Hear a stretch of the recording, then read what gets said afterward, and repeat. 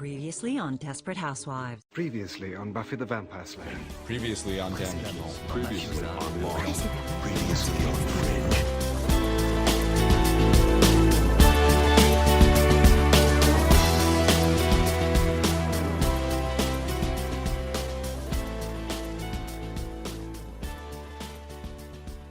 Alors pour cette dernière séquence, on reçoit Vincent Patiniez, qui a écrit un livre qui s'appelle Accompagner la construction sexuelle et de genre chez les ados, et c'est édité chez Double Ponctuation, une maison d'édition que je ne connaissais pas, mais on en reparlera un peu plus tard. Bonjour Vincent Patiniez. Bien, bonjour, bonsoir plutôt. Bonsoir, effectivement, c'est 18h et quelques. Je vous remercie vraiment d'avoir accepté notre demande d'interview. Moi, votre livre, il m'a vraiment intéressé. Je vais vous expliquer pour quelles raisons un peu plus tard. Et je ne savais pas que ce genre de livre pouvait exister. C'est un peu bête à dire, mais on va en discuter. Alors, avant de parler de votre livre, j'aimerais bien qu'on parle un peu de vous. J'ai lu votre bio, donc vous êtes enseignant, c'est bien ça? Exactement, ouais, je suis enseignant documentaliste pour être plus précis. Donc dans l'académie d'Orléans-Tours, voilà, et j'exerce en collège, près d'Orléans, pour être un peu plus précis aussi. Alors, enseignant documentaliste, ça veut dire quoi? Ça veut dire que vous n'avez pas de matière attitrée, entre guillemets? En fait, c'est vrai que nous, on a quand même un CAPES comme les autres enseignants-enseignantes, donc un CAPES de documentation. Et dans ce cadre-là, en fait, alors bien évidemment, on gère un espace de ressources, ce qu'on appelle donc les CDI dans les établissements scolaires, où actuellement, on parle aussi de 3C, enfin voilà, des CDI un petit peu repensés, un peu augmentés, vers un peu plus d'actualité. Et je suis aussi donc dans les établissements scolaires lié à une discipline en fait documentation qui est liée aux sciences de l'information et de la communication. Et à ce titre-là, en fait, dans mes missions d'enseignant documentaliste, en fait, je suis entre guillemets expert de l'éducation aux médias et à l'information, voilà, la formation en tout cas des élèves sur cet enseignement-là dans les établissements scolaires, pour accompagner au mieux, voilà, l'exercice de la citoyenneté dans une société augmentée, éclairée, voilà. C'est un peu l'objectif des professeurs documentalistes en établissement scolaire d'accompagner ce qu'on appelle EMI pour aller plus simplement pour accompagner les jeunes voilà, sur l'éducation à l'information, aux médias, au numérique, à la donnée, voilà, les questions aussi des algorithmes. En fait, tout fait partie des programmes d'enseignement que l'on doit penser collectivement, mais on a ce titre d'expert, d'experte en établissement. Voilà. Ok, super, merci. Et vous êtes aussi co-référent et formateur égalité filles-garçons. Alors ça, je ne sais pas du tout ce que c'est. Vous pouvez m'en dire un mot? Ça veut dire quoi, formateur égalité filles-garçons? Alors effectivement, dans l'établissement, je suis aussi donc référent égalité, donc c'est-à-dire que c'est des missions en fait qu'on accepte dans les établissements scolaires, et on a ce titre donc de référent sur les questions d'égalité entre les gens, enfin en tout cas filles-garçons. Et à titre académique, je suis membre de l'équipe académique de formation. Le groupe s'appelle s'appelle Égalité filles-garçons. Et à ce titre-là, voilà, je forme les personnels de l'académie sur les questions d'égalité filles-garçons. Et au sens large, c'est-à-dire qu'à l'intérieur, il faut comprendre déjà ce que sont l'égalité, la mixité, etc. Mais en plus de ça, les violences sexistes sexuelles ou les questions LGBT+, qui font partie aussi des questions d'égalité pour accompagner les collègues en établissement scolaire, mais pas que. Ça peut être des personnels des rectorats, voilà. Et puis nos collègues aussi, même infirmières, assistantes sociales, en fait, tous les personnels que l'on peut accompagner sur les sujets liés à l'égalité. Mais c'est national ou c'est lié à l'académie Non, non, c'est national en C'est fait. national. Ouais, ouais, c'est national dans les établissements. En fait, l'idéal, c'est d'être en binôme parce que ça permet d'accompagner davantage les collègues et puis d'avoir un regard un peu partagé. Et les équipes académiques, non, non, c'est national aussi. Donc, dans les académies, vous trouvez plusieurs équipes avec des gens super investis, des équipes voilà, qui participent à ces accompagnements des personnels. Et il y a beaucoup de demandes en fait sur ces sujets, beaucoup de besoins d'accompagnement. Donc, on est ravis de faire ce travail-là de formation qui est vraiment nécessaire, qui est demandé et qui est incontournable, je pense, aujourd'hui. Hum. Et pour terminer votre bio, vous êtes aussi membre de l'Observatoire académique de prévention de lutte contre les LGBT, LGBT plus phobie. Exactement, ouais, j'ai rejoint l'année dernière l'Observatoire. Donc, nous, il existe depuis plusieurs années déjà dans l'académie. Et voilà, j'ai eu la chance d'intégrer l'Observatoire. Voilà, ça me paraît aussi indispensable, incontournable pour accompagner l'ensemble des jeunes aussi dans les établissements scolaires, mais aussi les personnels parce que l'idée, c'est vraiment d'accompagner l'ensemble des acteuristes des établissements scolaires, que ce soit des jeunes, des moins jeunes, sur ces sujets, voilà. Apporter de l'information, aider au diagnostic, comprendre un peu, enfin voilà, voir un peu ce qui se passe dans les établissements scolaires et puis idem, aussi un point de formation aussi sur ces sujets, voilà, qui nécessitent souvent beaucoup d'interrogations et beaucoup de craintes, voilà pour accompagner les établissements. Donc, bah, on est là voilà, pour accompagner, réagir, accompagner la circulaire de 2021 sur l'identité de genre. Enfin, voilà, c'est-à-dire qu'on est là aussi pour aider l'ensemble des acteuristes des établissements. Ouais, et votre livre, il est super pour ça et il va même, je pense, au-delà, Mmh. au-delà des professeurs, des enseignants et de l'équipe, de l'éducation nationale. Il va même pour, par exemple, pour tout le monde, quoi. J'allais dire pour moi, qui est confronté autour de moi à des personnes qui veulent, transitionner, si c'est le bon verbe et enfin, c'est vraiment plus qu'un manuel, quoi. Ça aide à avoir une vision d'ensemble. C'est pas, c'est accompagner, je trouve que ça, c'est un bon titre, quoi. Non seulement on accompagne, mais en plus on se pose nous des questions et on remet en cause nos préjugés. Et Dieu sait que j'avais des préjugés avant de, avant de lire votre livre et on va en parler justement de ces préjugés-là. Comment j'ai découvert le livre?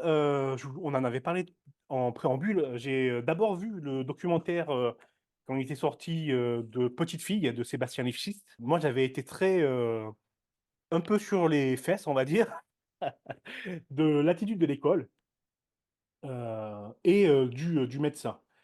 Les deux attitudes me semblaient complètement inadéquates à la détresse de l'enfant et de la famille. Mmh. Et je me disais: «Mais comment,» après tout, je me disais: «Bon, bah, ça leur tombe sur la tête, comment ils peuvent, comment on réagit à ça, quoi?» Et j'ai trouvé votre livre chez un ami qui est professeur. Il était là sur sa table basse et je m'en suis emparé du coup et j'ai commencé à le lire en pensant que ça allait être, très, académique, on va dire. Ouais, ouais, ouais, je vois tout Heu à fait ce que vous voulez dire. Très académique. Alors, il y a un côté académique avec une très bonne idée, c'est-à-dire qu'il est truffé de QR codes pour envoyer à des documents, à des ressources. Ça, c'est une super bonne idée. C'est vous qui avez eu cette idée?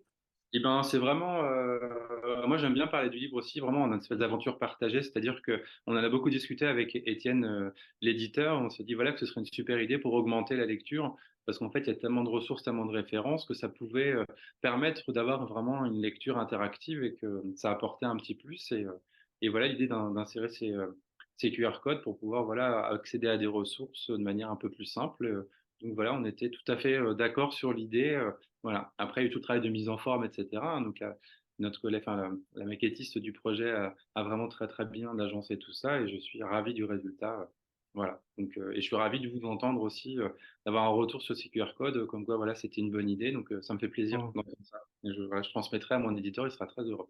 Ouais, non, c'est une super bonne idée. Il y a un côté pratique, du coup, Bien de mise sûr. en application de ce qu'on lit et ça appuie la réflexion qu'on peut avoir, par Mmh. soi-même ou par rapport aux personnes concernées. Vous, quand vous avez écrit le livre, pour vous, il devait s'adresser à qui?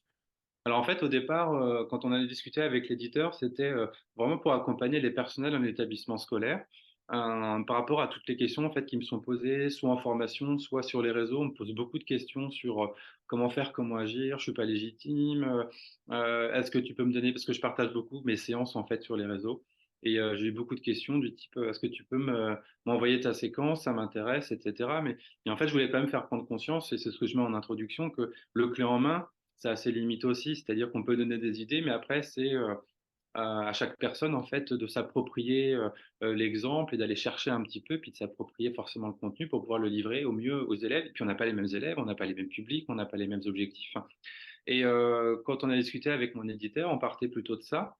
Et au fur et à mesure de l'écriture, on s'est vraiment dit que, en fait, ce qui serait bien, c'est que ça s'adresse finalement aux adultes de manière un peu plus générale, y compris aussi aux parents, responsables légaux, légales, pour voilà, expliquer un petit peu ces situations-là. Et au fur et à mesure du projet, même au-delà de ça, c'est-à-dire qu'autour de moi, j'en parlais à des personnes ou à ma famille et ça intéressait même finalement, même le milieu médical en fait, par rapport à l'accompagnement qu'on peut avoir aussi des patients et des patientes dans les hôpitaux et en fait ça s'est vachement élargi au niveau du public Et je me suis dit que c'était un peu l'idée derrière, c'est-à-dire que c'est des questions que tout le monde se pose.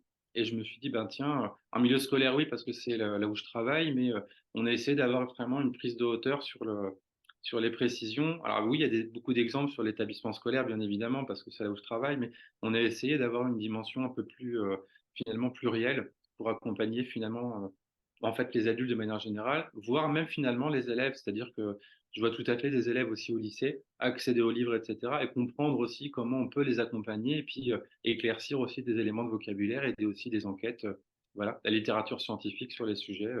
Donc, au fur et à mesure, finalement, le public visé s'est vraiment agrandi, en fait. Voilà. Et OK. j'en suis très heureux. Oui, et ça se sent à la lecture.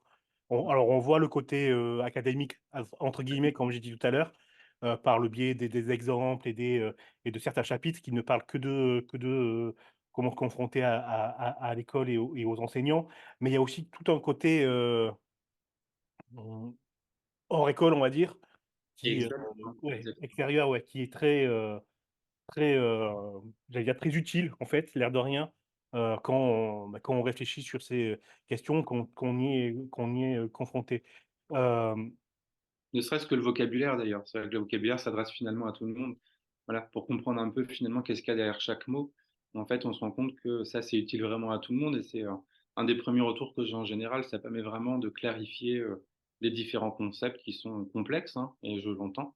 Et voilà, l'idée, c'était d'essayer de les rendre accessibles aussi à tout le monde. Voilà, donc à travers toutes les lectures que j'ai pu faire, voilà, mais que ce soit accessible, compréhensible, etc. Voilà, sans que ce soit simpliste non plus, c'était pas du tout l'idée. C'était vraiment garder la qualité des lectures que j'ai pu faire, tout en permettant d'obtenir voilà quelque chose qui soit lisible et qui soit compréhensible rapidement. Voilà, c'était sans qu'on ait envie de poser le livre en disant ah c'est je comprends rien, c'est trop compliqué, en évitant le jargon, en disant non non là c'est plus clair pour moi. Voilà comment j'aurais aimé qu'on m'explique les choses peut-être il y a quelques années.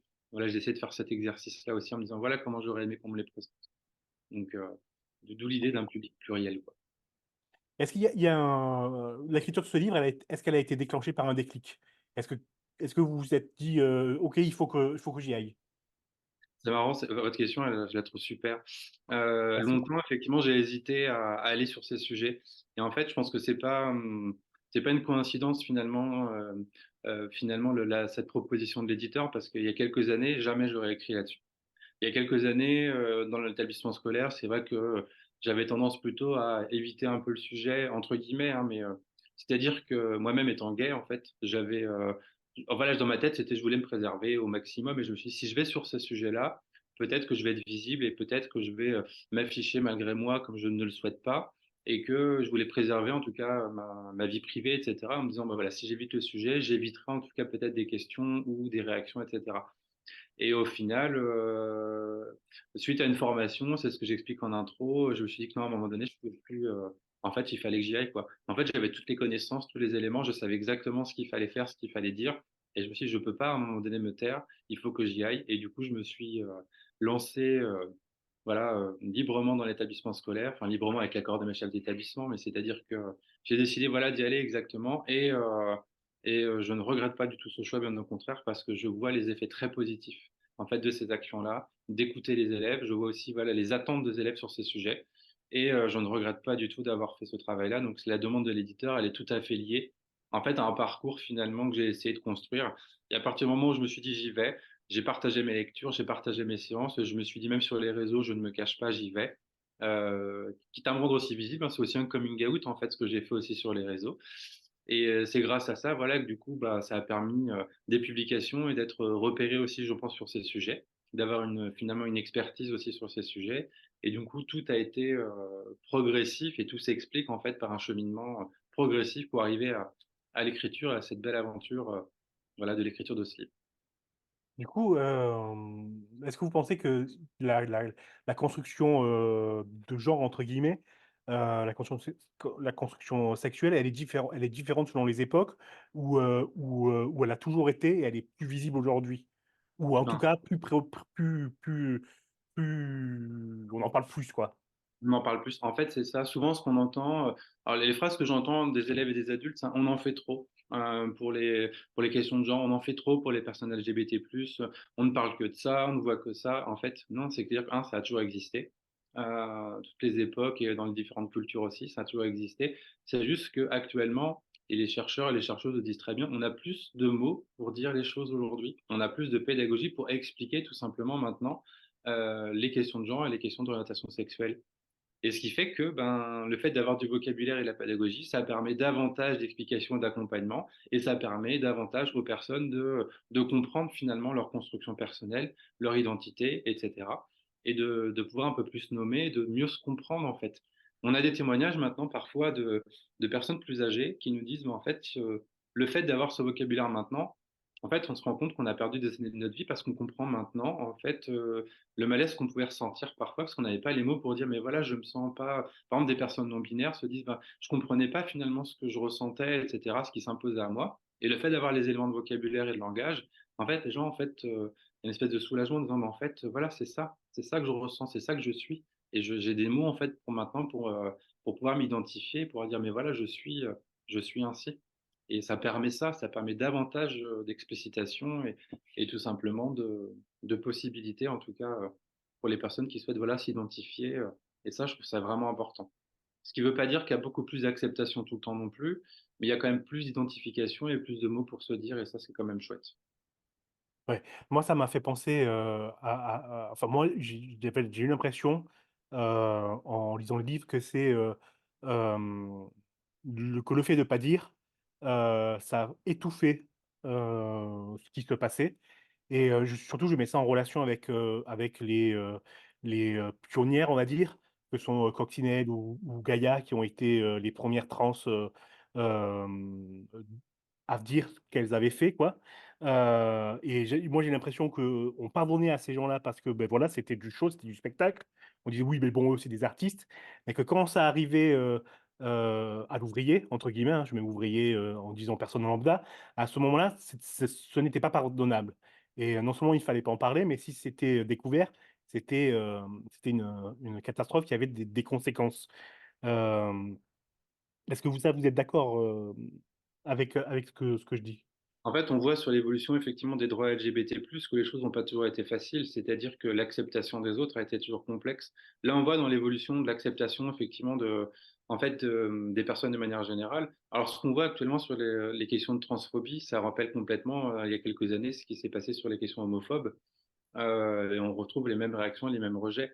En revanche, le côté, alors même le côté artiste finalement, parce que ça me fait penser forcément aux questions artistes, aux questions des drag queens. Quand on voit les paniques morales actuellement aussi sur ces sujets, quand on voit les lectures de contes qui créent des paniques morales, on se rend bien compte qu'on est effectivement loin de l'acceptation des personnes. En dehors, alors l'émission Drag Race a très bien marché, etc. On sentait une acceptation. Et quand on sent que c'est des choses qui arrivent près de soi, dans la ville, etc., on n'a pas le même regard, en fait. Et c'est toujours cette question d'ambivalence sur l'acceptation des personnes aussi LGBT+, sur des choses toujours très nuancées. On accepte, mais pas trop, on tolère, mais pas trop. Alors, le mot tolérance, j'ai toujours un peu de mal, ça fait un peu on tolère, c'est-à-dire on accepte que les autres vivent autour. Enfin, voilà, on a accepté, voilà, vous voyez ce que je veux dire, j'ai un peu de mal. On tolère le bruit, on tolère le gluten, mais tolérer les gens, j'ai un peu plus de mal. Mais donc on voit bien effectivement cette distinction sur l'acceptation effectivement d'autrui, les préjugés qui sont toujours très présents et qui sont toujours à nuancer. Et vous avez raison parfois de dire, de distinguer dans sa sphère privée, ou alors voilà, on va trouver une justification, c'est la sphère du spectacle, donc là que c'est acceptable, mais si c'est finalement dans sa vie privée, est-ce que c'est autant acceptable? On se rend bien compte que non, les choses sont hélas pas si simples, et qu'on fait une distinction sur l'acceptation, encore une fois, des autres en fonction du cadre, de la situation et du contexte dans lequel on est. Parce qu'en fait, les questions LGBT+, s'inscrivent toujours aussi dans un contexte, un temps, voilà, un temps donné, un lieu, etc. Et c'est toujours à réinterroger finalement au fil de l'eau. Donc les choses ont évolué, mais j'ai envie de dire de manière un peu complexe parce que on sait qu'aujourd'hui, voilà, les choses restent encore extrêmement compliquées, hein. Voilà, quand on voit les rapports de SOS homophobie ou autres, ça reste très compliqué, quoi. Les actes de rejet, de violence, de non-acceptation des droits des autres, ça reste encore très compliqué. Donc même si parfois on a un peu d'espoir, voilà, il y a quand même une réalité de terrain qui fait que ça reste un peu compliqué, ça reste tendu, quoi. C'est un peu ce que j'en pense. Ok, super, merci. Ni que l'histoire à la main, ni que l'histoire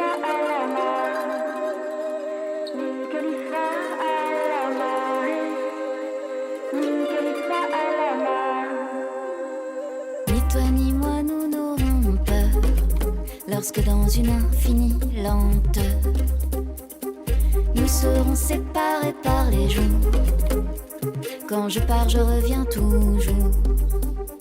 Quand je pars, je reviens toujours. Ni Khalifa à la marée, ni Khalifa à la mort, ni Khalifa à la marée, ni Khalifa à la mort. Ni toi ni moi nous n'aurons froid lorsque le vent nous éloignera. Je ne fais que l'aller-retour. Quand je pars, je reviens toujours. Quand je pars, je reviens toujours. Ni Khalifa à la marée, ni Khalifa à la mort, ni Khalifa à la marée, ni Khalifa à la mort.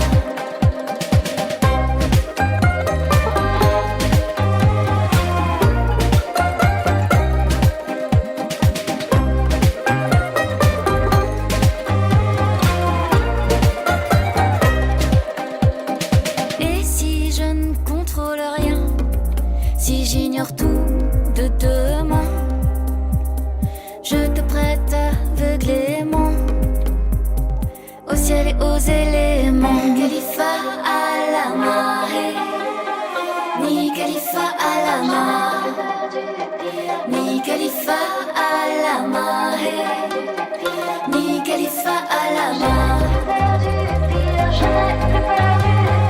Ni Khalifa à la mort,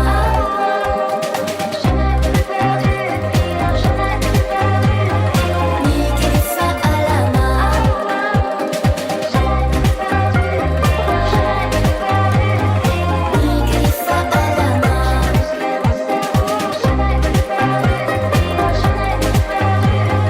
Ni Khalifa à la mort. On va revenir au livre, enfin on va venir au livre maintenant, un peu plus en détail. Vous ouvrez le livre avec un truc que j'ai trouvé moi très bien, c'est de remettre les choses à plat, de remettre les termes. Oui. C'est-à-dire vous définissez c'est quoi le genre, c'est quoi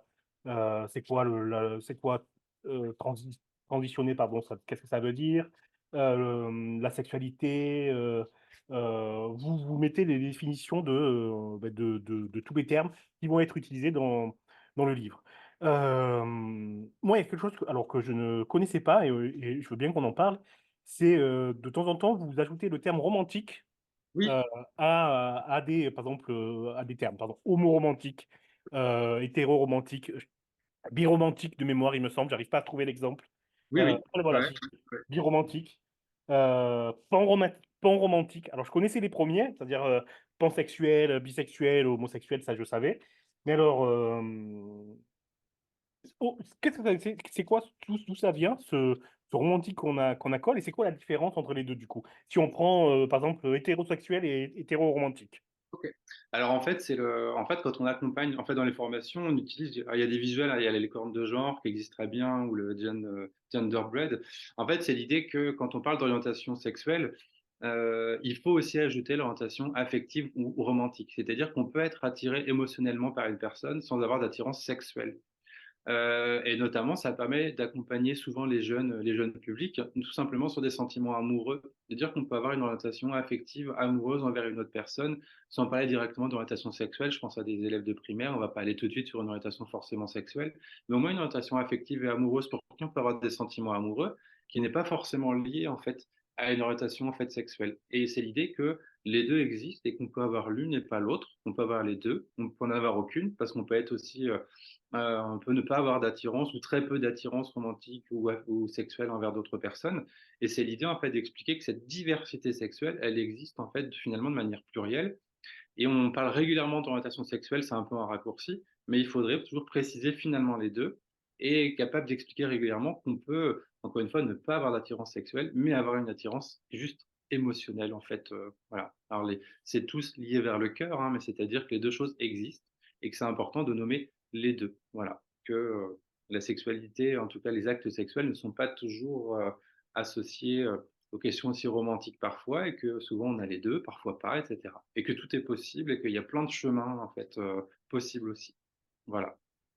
Voilà, bah, super. Là, ce que vous venez de dire, c'est un truc extrêmement important parce que je me rends compte d'un coup de la je comprends mieux la campagne de Aide qui, moi, à l'époque, m'avait, choqué, qui était, séro-romantique, Mmh. séropos-romantique, et moi, j'avais pris ça, ayant connu les années SIDA, j'avais pris ça comme, le sida, on en a plus rien à foutre, on en guérit, on peut très bien, continuer notre vie et moi, ça m'avait choqué.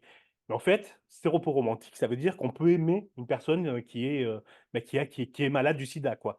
Ouais, Heu, c'est exactement. C'est-à-dire que les questions de romantisme, effectivement, peuvent s'associer finalement à énormément de mots et heu et c'est super chouette toujours à expliquer et puis vraiment voilà, alors c'est vrai que du coup, quand on a un jeune public, c'est vrai que ces éléments-là, ils sont, incontournables, indispensables parce que ça permet vraiment d'aller doucement, voilà, sur finalement l'accompagnement et de parler juste simplement juste, voilà, de sentiments amoureux avec des petits, voilà, ça c'est tout à fait logique. On parle d'amour, d'amitié, voilà, sur des petits, on y va progressivement, quoi.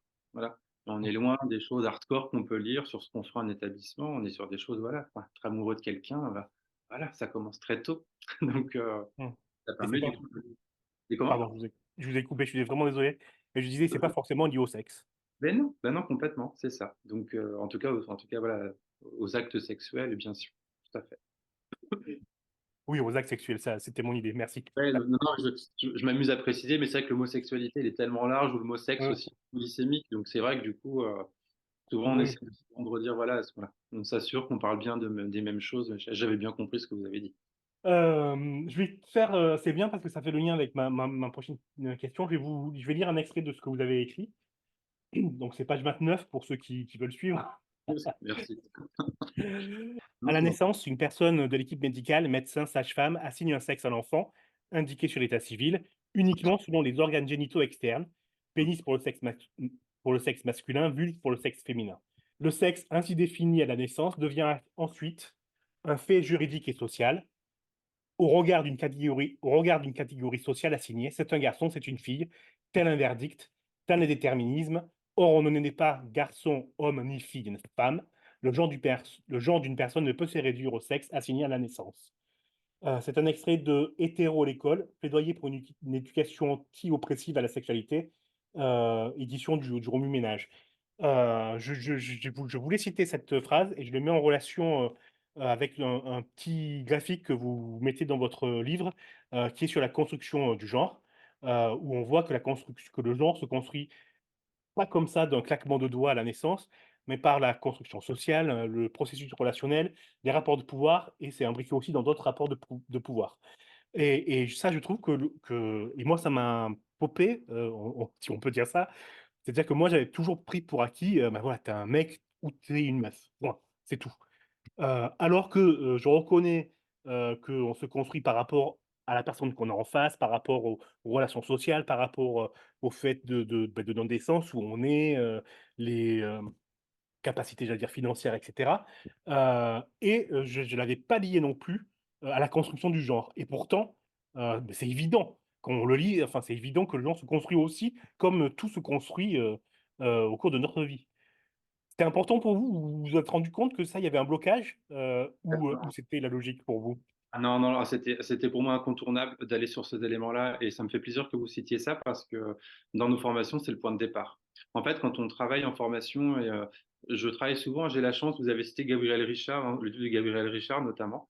La citation, vous avez raison et le début, c'était, une partie d'EduScol, enfin le travail de la DGESCO et en fait, on commence toujours les formations par ce qu'on appelle la terminologie, donc voilà, on parle des concepts.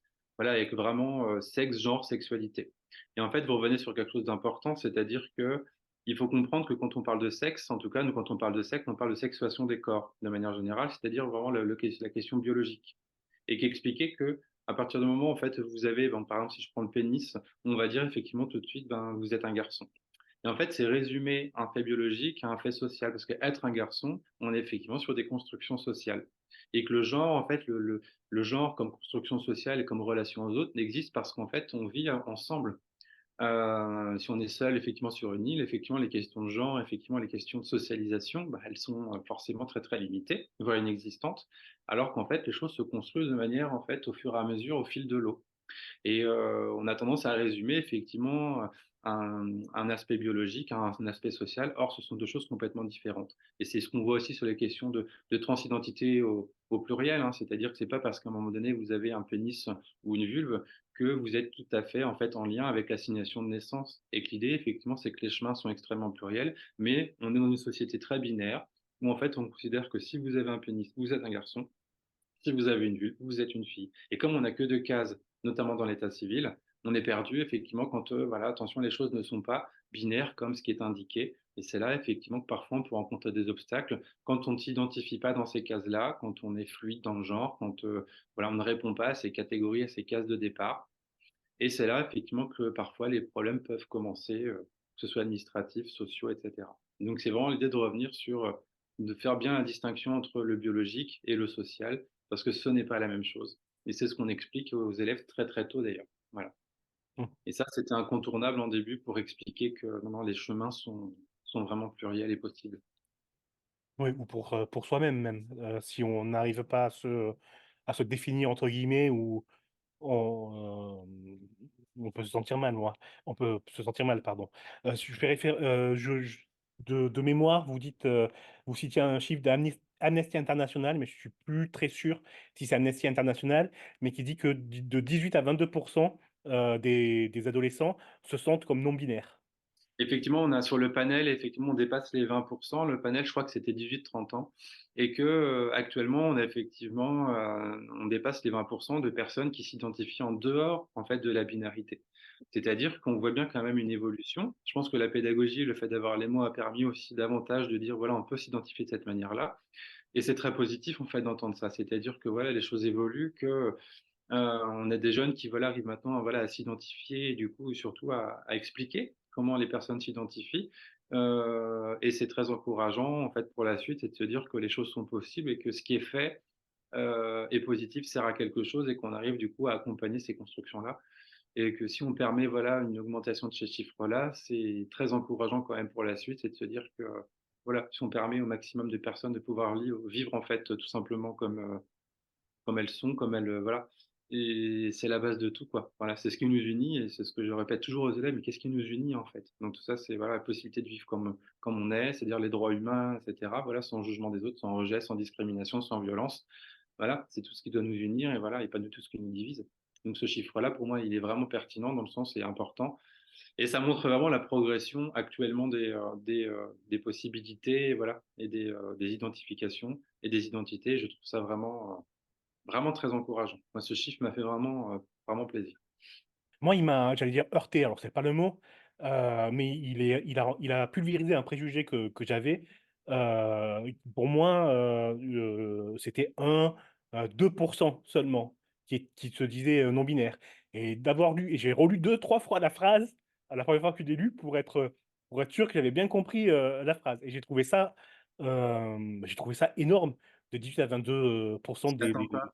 ouais. Ouais, vous avez raison, on s'y attend pas du tout. On s'y attend pas du tout parce qu'il y a encore quelques années, on aurait pu penser que c'était parfois dans des milieux très favorisés, en fait, où, des personnes pouvaient s'identifier non binaires parce que c'était, on va dire un peu tendance, hein. Il y avait un peu pendant un temps cette, situation-là, mais actuellement non, non, en fait, c'est vraiment des situations et la pédagogie le permet, les séries aussi permettent davantage de pédagogie aussi, les espaces de socialisation en ligne permettent aussi d'avoir, des personnes qui témoignent, qui expliquent. Dans la littérature jeunesse, on a aussi des modèles contre-stéréotypés qui permettent ces identifications-là et moi je trouve ça très bien qu'on puisse avoir accès aussi à ça.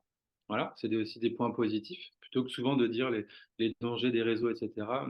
J'ai un peu de mal avec ça, cette expression-là et qu'en fait, maintenant, c'est des espaces où on peut trouver aussi beaucoup de pédagogie, d'entraide, d'explication, des informations pour pouvoir, voilà, nommer les choses et puis actuellement, on a des jeunes quand même qui sont sur ces sujets, très informés. Enfin, c'est impressionnant. Enfin, quand vous discutez avec les élèves, il y a des grandes attentes parce qu'il y a des voilà, des informations qui sont déjà présentes. Vous avez déjà, voilà, des prérequis déjà présents.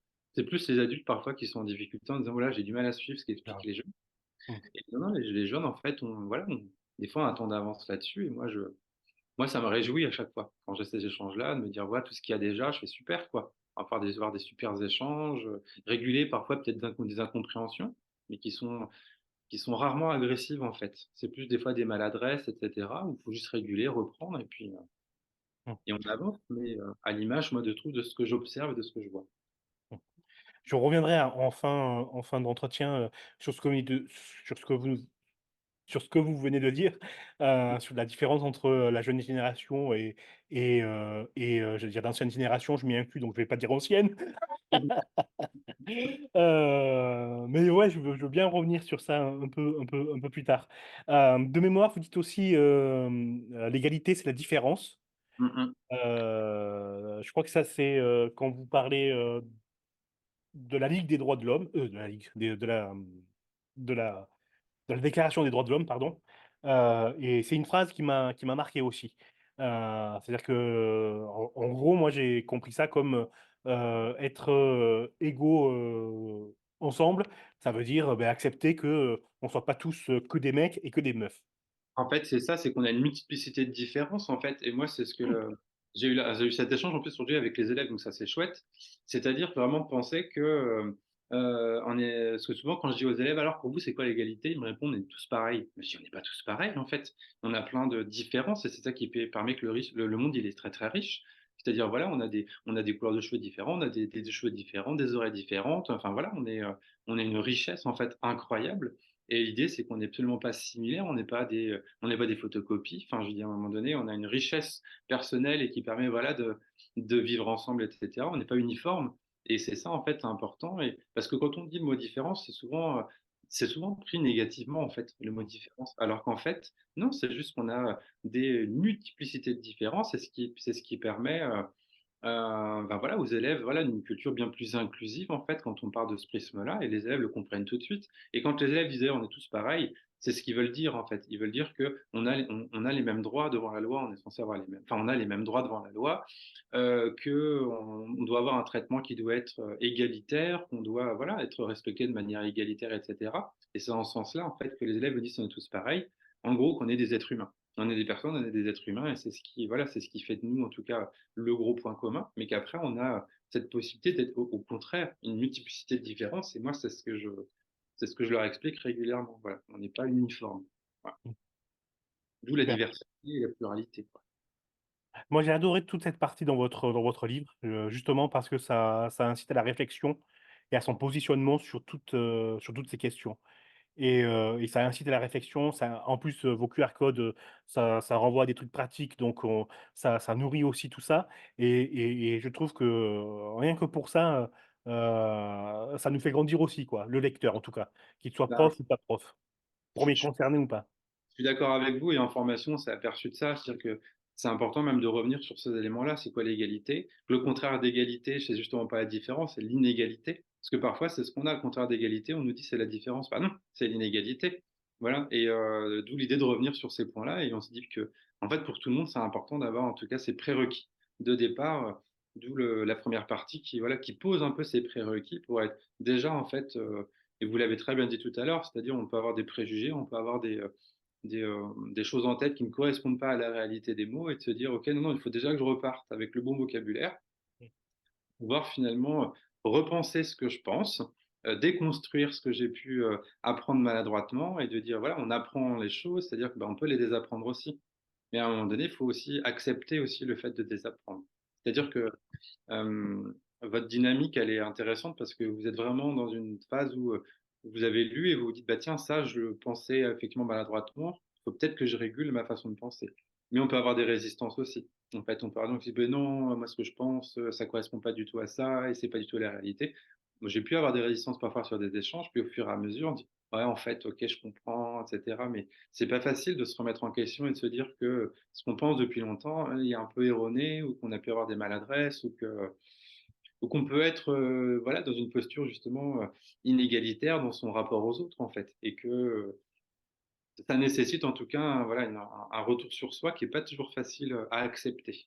Mais, voilà, une fois qu'on a dit: «OK, j'ai compris que là-dessus, il fallait que je corrige un petit peu mes éléments», je peux avancer ensuite correctement.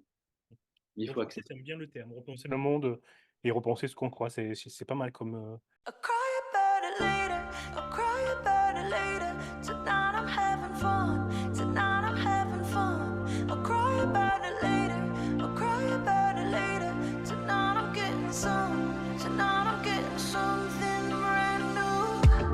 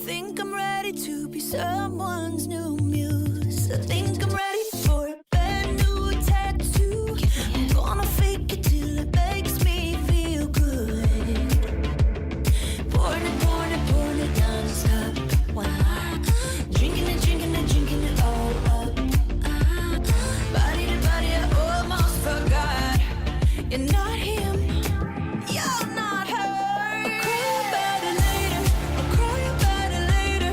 Tonight I'm having fun, tonight I'm having fun. I'll cry about it later, I'll cry about it later. Tonight I'm getting some, tonight I'm getting some. I'll cry about it later, I'll cry about it later. Tonight I'm having fun, tonight I'm having fun. I'll cry about it later, I'll cry about it later. Tonight I'm getting some, tonight I'm getting something brand new.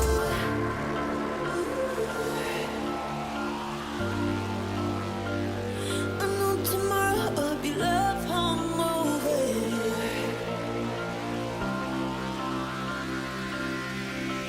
And it's 3:30, and I got angel wings, but a devil's grin, and only one can win. I'll cry about it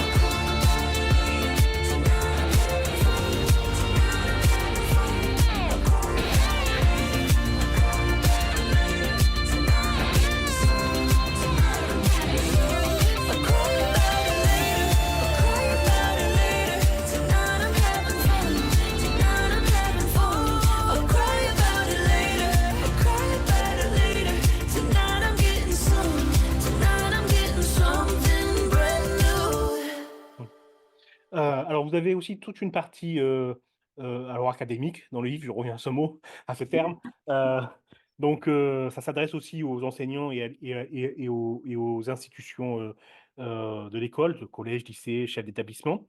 Et vous décrivez notamment tout le process pour monter une intervention, un atelier, etc. C'est difficile du coup de monter un atelier pour qu'il y ait une explication sur, ou c'est pour cadrer correctement les choses? Alors c'est un peu les 2 en fonction des établissements, en fonction de la dynamique. C'est vrai que parfois ça peut être complexe quand vous avez des établissements qui partent un petit peu de zéro et des fois c'est le cas. Des collègues me disent: «Mais je suis seul, comment je fais en fait pour, monter les ateliers que tu proposes en fait en établissement scolaire?» Donc c'était l'idée de donner des pistes aussi en disant: «Bah voilà, sur quelles instances tu peux t'appuyer, sur quelles, ressources, sur quels contacts en établissement pour pouvoir, en fait mettre en place ces ateliers-là». Peut-être quelles étaient les questions de départ.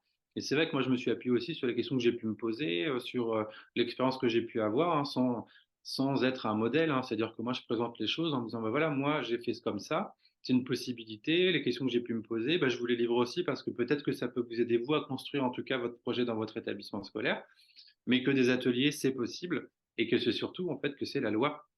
Et l'idée, en fait, c'était un peu d'articuler tout ça parce que souvent on me dit: «Ouais, mais on peut pas vraiment parler de ces sujets-là, c'est tabou, on n'est pas autorisé et cetera, c'est politique, et puis je suis pas légitime». Et en fait, tout simplement de rappeler que, au fait, ces ateliers, ben, en tout cas ces séances d'éducation à la sexualité, bah, c'est la loi et que c'est la loi depuis longtemps. Et en fait, tout simplement en rappelant parfois des choses très simples, hein, mais que c'est la loi et vous redonnez les petits articles du code de l'éducation, par exemple, pour, mettre en place l'atelier, parce qu'il y a une communication qui est importante et obligatoire à faire après, aux familles, à l'autorité parentale, pour expliquer ce qu'on fait en établissement, ce qui est logique et puis ça permet aussi d'avoir des interactions et des échanges. C'est de pouvoir donner des quelques pistes pour, voilà, mettre en place ces ateliers-là et surtout expliquer que, bah, en fait, vous avez une grande liberté de choix finalement sur les thématiques des ateliers. Alors après, on s'adapte aussi à ce qui est fait, au public, à une progression possible, mais que en soi, il y a pas de sujet tabou et que finalement ces ateliers, c'est des moments aussi attendus par les jeunes, voilà, qui vous demandent, hein. On peut pouvoir s'exprimer, on veut pouvoir échanger sur ces sujets. On a plein de questions à poser. Et voilà, je pense que c'est incontournable, en fait. Actuellement, c'est incontournable pour, prévenir un certain nombre de violences, hein, qu'elles soient sexistes, qu'elles soient sexuelles, qu'elles soient de genre, enfin, de manière générale. C'est incontournable, en fait. Et pour accompagner ces ateliers, voilà, l'idée, c'était de donner quelques petits éléments pour dire: «Voilà, c'est possible, ne voyez pas de difficulté». C'est pour ça aussi que je liste les freins en disant: «Voilà, il y a des freins qui existent. OK, maintenant qu'on les connaît, on fait quoi?» Voilà, c'est-à-dire on les dépasse, il y a quand même des solutions, donc c'est possible, il y a plein d'établissements, qui ont réussi à mettre en place des ateliers, voilà. Mais après il y a de l'échange, de la communication, puis vous avez encore une fois des instances d'établissement qui permettent de mettre en place cet atelier-là et puis, encore une fois, bah, c'est la loi. Donc jusque-là, en fait, voilà, il y a une onde verte, il faut y aller, quoi. Il faut pas avoir peur surtout et puis il faut accepter que on ne sache pas forcément toujours tout sur tout, que, c'est des sujets, voilà, sur lesquels les élèves ont plein de réactions, donc on ne peut pas non plus, anticiper toutes les réactions d'élèves. Donc parfois, ben, voilà, vous allez aussi vous appuyer parfois sur ce que vous proposent les jeunes et puis, construire un dialogue avec les élèves et puis, votre séance, elle va pas être faite exactement comme vous l'aviez prévu au départ, mais en fait, quand vous voyez qu'à un moment donné, il y a un intérêt partagé sur une thématique et ben, voilà, c'est intéressant de se dire, enfin, moi je fonctionne comme ça, mais de me dire: «Bah, je vous écoute, OK» et puis voilà, je vous écoute, on me propose, on construit ensemble, voilà, si je vois des choses à réguler, bah, je vous le dis, et puis si je vois des choses à valoriser, bah, je vous le dis aussi parce que il faut pas oublier les valoriser aussi, les jeunes. Super. Est-ce que ça veut dire que, c'est, l'enseignant qui doit être, qui doit imposer, alors c'est pas imposer, mais qui doit proposer l'atelier, s'il n'est pas dans son établissement? Ou ça peut venir, par exemple, d'un parent d'élève ou Ah voire de ben l'élève lui-même? Eh ben, vous avez tout à fait raison. En fait, ça peut tout à fait, nous, on a des demandes d'élèves aussi, hein, sur ce sujet-là. Au-delà même des questions de genre et de sexualité, hein. Moi, les élèves, du coup, nous disent: «Ah, on voudrait aussi des ateliers sur les questions de racisme, discrimination au sens large». Donc, bah, génial, enfin, moi, je c'est tout à fait l'idée. Parce qu'en plus, les choses sont connectées quand même, les choses sont liées et c'est important, effectivement, de ne pas verrouiller, non plus tous les sujets. Et bien évidemment, l'idée de la coéducation, c'est de se dire qu'à tout moment aussi les familles, les parents, aussi peuvent, échanger avec nous sur, des propositions d'ateliers, ce qui se passe aussi parfois dans les établissements, c'est ce qu'on appelle des cafés des parents. Donc c'est ce qui se passe, c'est ce qui est mis en place dans mon établissement scolaire. Alors, c'est pas moi qui organise, c'est mes collègues, mais avec des temps d'échange sur ces questions-là. Il y en a un qui se pose sur le harcèlement.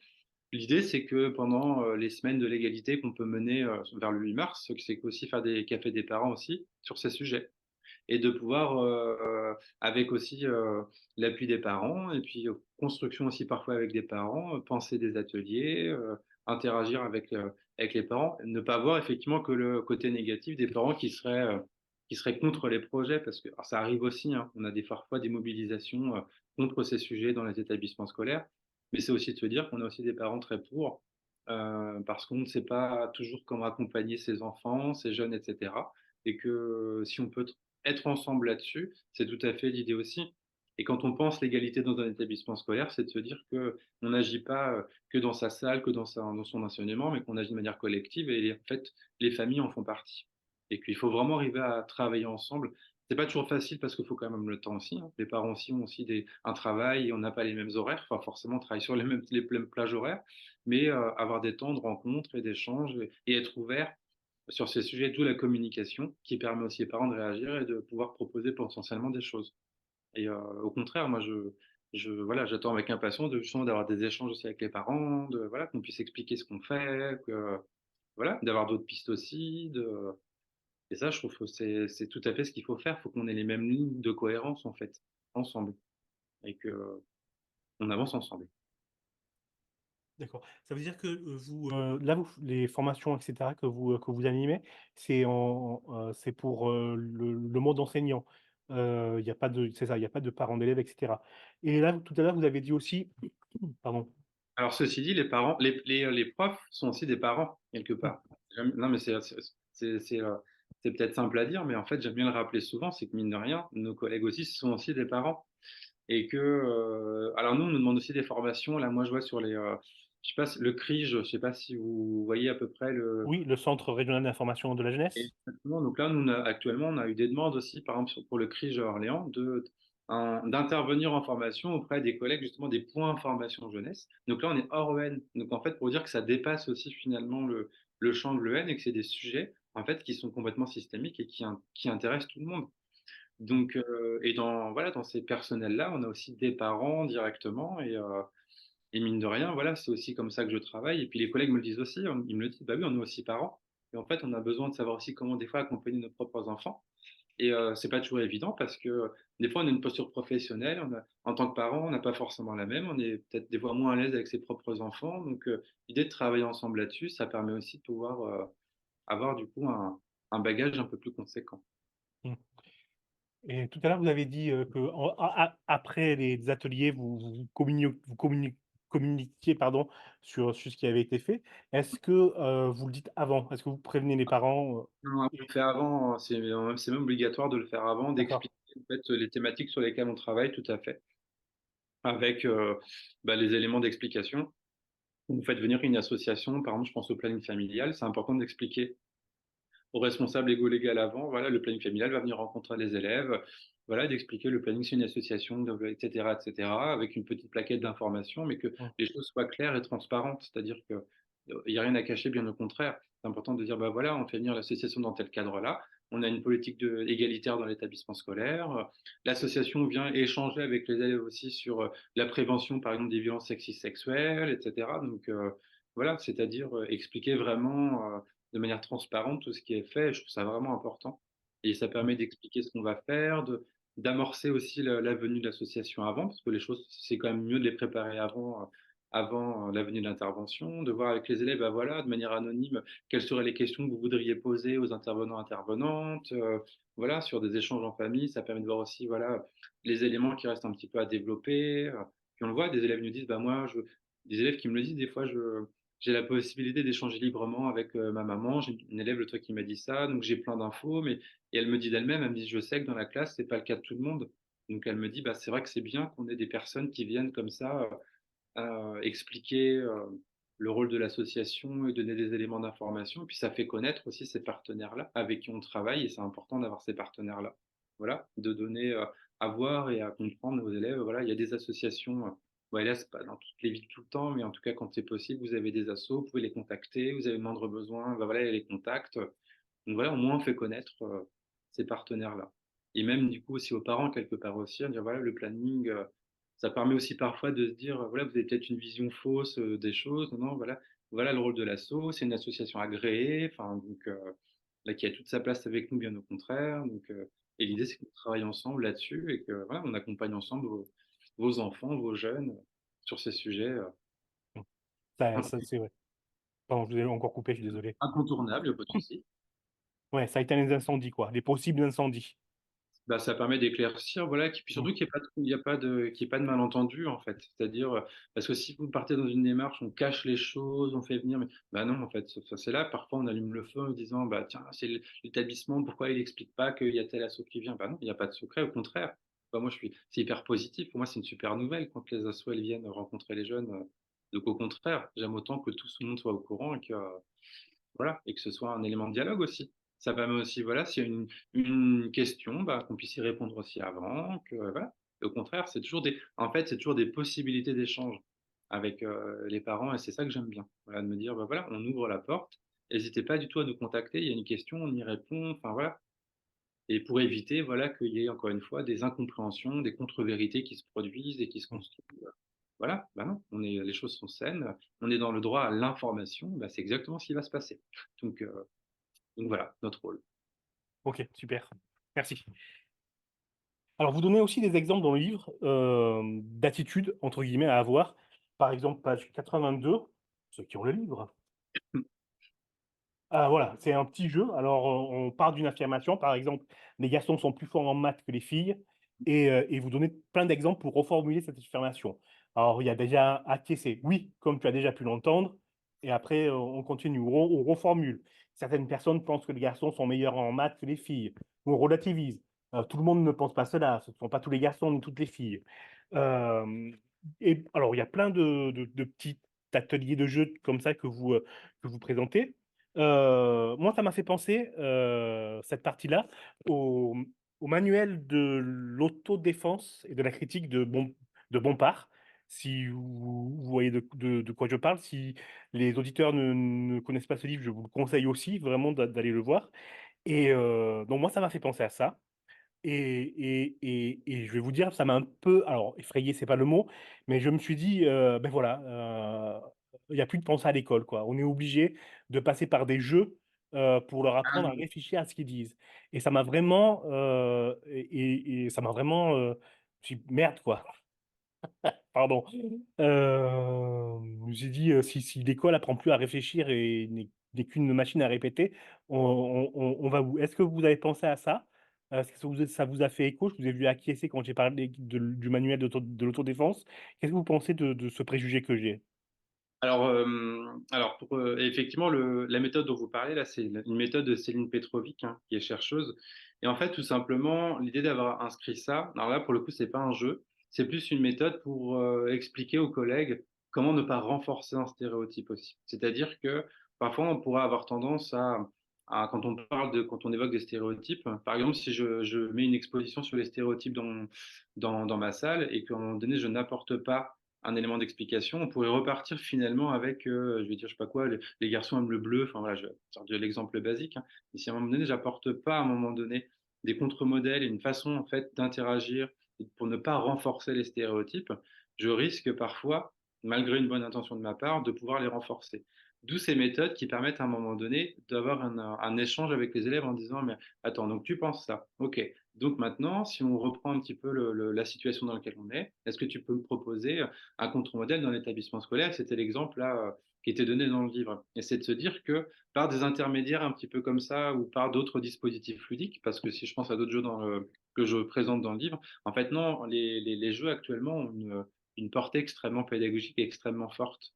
C'est-à-dire que par ce qu'on appelle le jeu, mais c'est-à-dire par une dynamique un peu plus ludique, on va dire ça comme ça, hein, un peu de la ludopédagogie, en fait, on arrive à faire passer beaucoup de choses. Parce qu'en fait, ça crée un intérêt qui est parfois un peu moins descendant, en fait, en passant par une activité collective. Et les mêmes jeux, en fait, je les utilise aussi avec les adultes. Donc c'est ça qui est intéressant aussi, c'est de m'apercevoir qu'il y a une réception positive dans une activité ludique et on a des retours très positifs en général quand on passe par le jeu. En revanche, ça nécessite après un feedback quand même et un accompagnement et c'est là en fait qu'on va apporter les éléments d'explicitation, pédagogique, éducatif, les éléments d'information nécessaires, et c'est pas juste un jeu pour jouer. C'est-à-dire qu'il faut avoir un objectif précis. C'est-à-dire que quand vous utilisez un jeu, il faut vous dire: «OK, quel est mon scénario? Vers quoi je vais?» Quand on fait par exemple le jeu du pas en avant, c'est de se dire que ça permet après d'interroger les stéréotypes, mais surtout de se dire dans l'espace, on arrive à voir les privilèges ou non, en tout cas entre les personnes et les inégalités. Et c'est-à-dire qu'on va avoir un souvenir aussi physique de déplacement, on va avoir un souvenir visuel en se disant, OK, je me souviens dans la salle, il y a des personnes qui ont avancé et qui n'ont pas avancé en fonction des privilèges que l'on a dans la vie ou pas. Et ça permet par ce dispositif qui paraît du coup, enfin, qui est ludique, mais qui paraît un peu léger en soi, mais qui permet en fait d'aller très, très loin finalement dans la précision des concepts, la précision des inégalités dans le monde en fonction du prisme que vous avez sur le jeu et en fait de faire prendre conscience en fait aux personnes que, ben oui, dans la vie, on n'avance pas tous de la même manière parce qu'on a des inégalités, on se prend des murs et qu'en fonction, voilà, on a des possibilités que tout le monde n'a pas et parfois ces critères en plus se cumulent et en fait qui vous bloquent en fait derrière pendant que vous voyez les autres en train d'avancer et de vous dire: «OK, moi j'avance super dans la vie et moi je suis bloqué» et en fait par ce dispositif de jeu, ça permet vraiment cette prise de conscience de manière autre. Et en fait, c'est en variant, hein. C'est-à-dire que l'idée, c'est d'avoir un jeu, mais qu'on peut varier après sur un travail de texte, qu'on peut travailler ensuite avec une écoute, voilà, d'un podcast et cetera. Donc c'est vraiment le fait aussi de parfois de varier un peu les activités pour dynamiser aussi son enseignement. Mais après, avec encore une fois, un jeu qui va être choisi de manière précise, avec des objectifs précis. Voilà, jouer pour jouer sans feedback, sans accompagnement et encore une fois sans pensée analytique derrière, effectivement, je suis pas sûr que ça amène à grand chose. Mais quand vous avez vraiment en fait, une organisation précise et vous savez exactement vers où vous voulez aller, non, non, ça a une portée extrêmement positive, sur les réactions, les apprentissages, en tout cas le feedback, les échanges en tout cas entre participants, participantes. Donc non, D'accord. franchement, Donc du super. coup, je rectifie, ce que j'ai dit. Donc si j'ai bien compris votre réponse, ça ne remplace pas, le manque de pensée, mais ça l'accompagne. Ça accompagne la Et pensée et ça la et fait émerger plus facilement.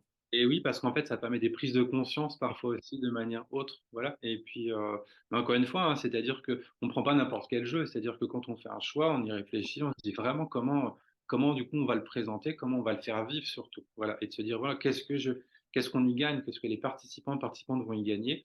et voilà, qu'est-ce qu'on en fait surtout? Voilà, pédagogiquement, d'une manière éducative, voilà de quoi vers où je vais et ça c'est incontournable par contre, voilà, se poser ces questions-là, Mmh. et c'est pas juste, voilà, on se déplace, nanana, on fait un petit jeu et on n'en fait rien. Voilà, alors qu'est-ce que vous avez pensé? Non. OK. Maintenant, voilà, on fait le point concrètement. Qu'est-ce qu'on a compris? Qu'est-ce qu'on en ressort? Qu'est-ce qui se passe? On va où? Quelles sont les perspectives? Voilà. C'est toujours, voilà, c'est une méthode, en tout cas active et qui permet vraiment, encore une fois, oui, d'aller plus loin. Donc, OK, c'est super, dynamique. Voilà. super. Bah, je rectifie, mon préjugé du coup. Mmh. Qui en accompagne la pensée. Moi, ce qui m'avait fait peur, c'est que, pas peur, mais ce qui m'avait ouais, bon, ce qui m'avait fait peur, c'est que là, on est dans un moment où tout est dicté par l'extrême droite, j'ai l'impression, que ce genre de sujet, sans être, tabou, faut surtout pas en parler parce que ça déclenche une folie d'une Panique folie, morale. ouais, de minorité, hein, de personnes qui ne pensent pas, qui pensent détenir la vérité et qui ne l'ont pas et surtout qui sont peu nombreux. Et moi, j'avais peur que ce que, qu'avec ça, l'école fasse pas que l'école soit perdue, quoi. C'est-à-dire qu'elle soit plus là pour apprendre à réfléchir, mais pour apprendre à répéter ce qu'on te dit et basta, quoi. Et Ah oui, ok, c'était, ok. Non, non. et Oui, oui, c'était je vois ce que tu veux dire, ouais. Ok. c'était ma crainte, quoi. C'était ça mon préjugé, que l'école, aujourd'hui, c'est fini, l'école. Fais autre chose, quoi. Lis des livres et apprends. Non, non, non, c'est vraiment, on nous vraiment au contraire ces capacités en fait des jeunes pour pouvoir justement à s'exprimer, à pouvoir donner aussi des opinions, etc. On insiste vraiment sur les libertés, d'ailleurs individuelles et collectives. En fait, même dans ces activités-là. Et c'est-à-dire que c'est juste, à un moment donné, c'est un support. En fait, il faut voir le jeu comme un support pédagogique, au même titre que vous donneriez un texte finalement, etc. Mmh. Donc, c'est pas du prêt-à-penser, c'est vraiment, voilà, on accompagne voilà, sur justement une manière de pouvoir réfléchir et peut-être de réguler, etc. Donc, c'est un support comme un autre finalement, mais qui permet d'aller très loin, mais vraiment un support. Mmh. Ouais, c'est de l'accompagnement. On revient au titre du livre, Voilà. accompagner la construction sexuelle de genre chez les ados. Alors justement, vous avez parlé tout à l'heure du jeu du pas en avant. Moi, j'avais noté ce jeu-là parce qu'il m'avait, j'ai adoré cette idée-là, parce que justement, comme vous avez très bien expliqué tout à l'heure, il met en avant pourquoi les autres avancent et pas nous-mêmes, Et et de prendre conscience qu'on n'a pas tous les mêmes cartes, même si on est égaux, on est bien tous différents, quoi. On n'a pas tous les mêmes cartes en main. Et, et il fait écho, je trouve, aussi à l'actualité. On parlait tout à l'heure, je disais tout à l'heure qu'on était dans une séquence d'extrême droite, à mon avis, hein. Certains ne seront pas d'accord, qu'il y a une islamophobie ambiante de fou. Et vous dites, hein, dans votre livre, c'est page 93-94, oui, bien euh, sûr. et vous citez Isabelle Claire, qui dit les garçons doivent être à la hauteur de leur sexe, slash genre, mais les garçons racisés et ou de milieux populaires sont dominés. Ils doivent dominer les filles, mais sont dominés eux-mêmes. C'est-à-dire que, alors vous nous dites pendant tout le livre, vous nous faites réfléchir sur le genre, comment ça se construit, comment ça se goupille, se découpille dans notre tête. On croit qu'on a compris, et à la fin, vous nous mettez une claque en disant, mais attention, parce que c'est encore pire pour les personnes qui sont racisées. Parce à tout ça s'ajoute le problème du racisme, quoi. Bien Euh, sûr. Les questions intersectionnelles, elles sont hyper présentes aussi. La dernière fois, j'observais, il y avait une personne qui a fait un tweet qui disait, voilà, sur une application de rencontre, qui disait, mais en fait, c'est dingue, si vous passez la barre des 30 ans, que vous êtes racisé, que vous avez un petit peu de forme, etc., vous êtes complètement éjecté de l'application, quoi. Et ça m'a fait un choc, en fait, et je me suis dit, mais c'est exactement ça. C'est-à-dire que, et il faut comprendre aussi que dans les groupes sociaux, il y a aussi des hiérarchies au sein même des groupes, en fait. C'est-à-dire que, au-delà des questions effectivement des catégories sociales, on va dire hommes et femmes, c'est-à-dire que même dans les groupes d'hommes, il y a aussi des hiérarchies dans les groupes d'hommes, etc. C'est-à-dire que c'est des choses en fait qui ne s'arrêtent pas. Et quand on parle d'égalité, et puis qu'on parle d'égalité surtout des droits, on se rend bien compte que l'égalité des droits, elle est encore complexe, hein. Ben, d'où aussi l'idée des droits LGBT+, qui progresse, hélas, lentement, progressivement. Mais que, voilà, au sein des groupes, on a aussi, encore une fois, des différences qui sont encore hyper hiérarchisées et que, encore une fois, les critères de discrimination, parfois, peuvent se cumuler et que c'est extrêmement terrible. Et on revient, comme vous avez dit tout à l'heure, au jeu de la question des privilèges, c'est-à-dire que quand voilà, les choses se cumulent, bah, vous subissez voilà, des inégalités, des discriminations qui sont terribles, en fait.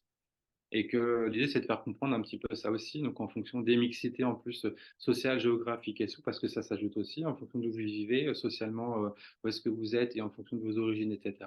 Et bien effectivement que bah, vous avancez pas de la même manière dans la vie et que tout ça, c'est à prendre en compte et qu'il faut à un moment donné conscientiser tout ça pour pouvoir vous dire, OK, j'ai ça en tête, j'en fais quoi? Quand je parle de mixité, voilà de quoi je parle et comment je peux construire, comment je peux avancer avec ça. Et d'où l'idée, voilà, de repositionner ces éléments-là, de réexpliquer d'ailleurs ce qu'est une discrimination et d'expliquer après comment les choses se cumulent en fonction aussi des genres et que voilà, encore une fois, à l'intérieur des mêmes groupes, on a encore des choses qui se cumulent et qui sont extrêmement complexes à comprendre. Donc, on revient toujours à ce système normatif de genre, c'est-à-dire que voilà comment tout est pensé, construit, etc. Et que voilà, absolument, si on n'interroge pas, c'est difficile d'avancer. Donc, il faut absolument prendre ce temps de faire des zooms sur de quoi on parle et comment on agit, comment on avance et comment on remet un petit peu en question les préjugés, pour le coup, et comment on permet surtout à tout le monde d'avoir les mêmes droits, en fait, de Mmh. vivre comme tout le monde, etc. et d'atteindre les mêmes égalités, qu'il faut toujours se battre. Et ça, c'est important de faire comprendre ça à la fois aux adultes et aussi aux élèves, là-dessus. Ouais. Et Non, vous avez Isabelle raison, Claire, ça très bonne Isabelle Claire, j'invite aussi tout le monde à lire des ouvrages, c'est extraordinaire. Voilà, ces questions de script sexuel ou d'entrée normative dans la sexualité, ça en fait partie complètement. Quand vous êtes une fille et un garçon, il y a des rôles, des rôles attendus et auxquels il faut en tout cas correspondre pour ne pas en fait subir de coups social en fait quand on est contestataire sur une situation. C'est-à-dire, il y a des rôles en tout cas qu'il faut accepter, qu'il faut, je trouve pas mon mot, mais qu'il faut assumer en tout cas. Et si vous n'y répondez pas, bah, vous êtes sanctionné. En fait, c'est ce qu'on appelle aussi les sanctions de genre, hein, quelque part, parce qu'il y a une police de genre, c'est-à-dire que tout est normé, c'est-à-dire que la sexualité, même des jeunes, est normative, c'est-à-dire qu'il y a des codes, parfois même des fois implicites, mais dans lesquels il faut correspondre, sinon à un moment donné, bah, vous avez des soucis et que c'est très très fort dans les groupes de pairs, y compris dans les groupes d'amis aussi, hein. Même si on a plus de facilité à s'identifier maintenant, à être visible, la police reste, de genre en tout cas, reste quand même très très forte. Voilà. Cet ordre social reste très très fort et c'est dur en tout cas parfois d'aller au-delà en tout cas de cette logique parfois de groupe, de dominance parfois sociale aussi sur des situations et c'est difficile parfois d'affirmer son avis et de sortir un petit peu du rôle qu'on devrait avoir, quoi. Voilà. Je suis un garçon, je dois être comme ça, je dois procéder de cette manière-là, je dois aimer ci, je dois aimer ça, je dois être hétéro, parce qu'en fait, c'est beaucoup quand même ça aussi, hein, même si c'est hétéronormé. Mmh. Je dois être hétéro, si je suis pas hétéro, attention, hein, je risque de basculer dans d'autres masculinités dites subordonnées, donc du coup, j'appartiens au sexe faible, donc du coup, je vais être critiqué, etc., etc. Parce que la féminité pose problème, parce que l'homosexualité pose problème, voilà, et c'est le rejet de tout ça, en fait, régulièrement. Et quand on arrive à imbriquer tout ça, et il faut l'expliquer d'ailleurs aux jeunes, c'est-à-dire que comment tout ça se construit. Voilà. Comment la violence se construit, voilà, comment on arrive à l'interroger, comment on arrive un petit peu peut-être à agir sur ces comportements. Et qu'il y a des injonctions sur chaque catégorie sociale et qu'à un moment donné, il faut prendre le temps faut faire pause et vous dire attention, on fait pause, là, qu'est-ce qui se passe? Quand on est un garçon, quand on est une fille, là, qu'est-ce qui se passe? Quelles sont les injonctions? Quels sont les rôles? Quels sont les codes? Quelles sont les attentes normatives, les injonctions? Et de se dire à un moment donné, OK, et quand on n'y correspond pas, qu'est-ce qui se passe? Voilà, quand on veut sortir d'une case, qu'est-ce qui se passe? Quels sont les obstacles? Est-ce que c'est les mêmes d'ailleurs d'une case à l'autre? Ça, c'est une activité qui est géniale à faire, c'est-à-dire est-ce qu'on a les mêmes obstacles? Ou quand on parle de transition, c'est intéressant aussi de se dire, voilà, est-ce que la transition se passe de la même manière, voilà, de M2F ou F2M? Est-ce que c'est la même chose? Ben non, en fait, dans un cas, ça peut être une ascension, dans l'autre cas, un déclassement, parce que le sexisme est intégré finalement dans toutes les situations. Donc, sexisme, homophobie, ben voilà, racisme, en fait, les choses sont hyper liées. Les systèmes sont très, très liés. Ce système de hiérarchie qui existerait entre des personnes sur d'autres, un genre sur un autre, une orientation sur une autre, moi, je trouve ça dingue, en fait, à un moment donné, de se dire que des personnes croient vraiment des hiérarchies, en fait, entre des catégories. Je trouve ça hyper inquiétant. Et que du coup, dans même les catégories, il y a aussi des hiérarchies, on revient toujours à ça. Enfin, voilà, ce système est très compliqué à comprendre, en fait. Donc, mais il faut prendre le temps, pas à pas, d'expliquer tout ce qui se passe. Voilà. Depuis le départ et d'aller progressivement et de repenser tout ça pour faire évoluer les choses et avoir un monde plus inclusif et plus égalitaire. Voilà. Mmh. C'est mon objectif. Non, c'est passionnant, hein. C'est vraiment passionnant. J'avais jamais autant ressenti le poids du genre depuis quelque temps et notamment, après avoir lu votre livre, quoi. Bah, Moi, ça me passionne. merci beaucoup pour ce retour. Non, ça me fait vraiment plaisir. Non, vraiment. Bon, pas de souci.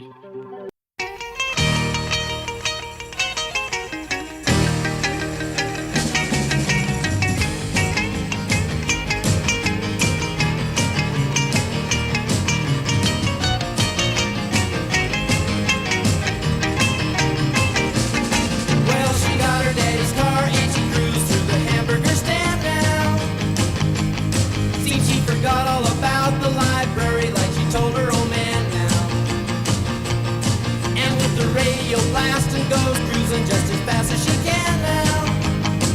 And she'll have fun, fun, fun till her daddy takes a T-bird away. Fun, fun, fun till her daddy takes a T-bird away. Well, the girls can't stand her 'cause she walks, looks and drives like an ace. You walk like an ace now, you walk like an ace. She makes the Indy 500 look like a Roman chariot race. You look like an ace now, you look like an ace. A lot of guys try to catch her, but she leads them on a wild goose chase. You drive like an ace now, you drive like an ace. And she'll have fun, fun, fun till her daddy takes a T-bird away. Fun, fun, fun till her daddy takes a T-bird away.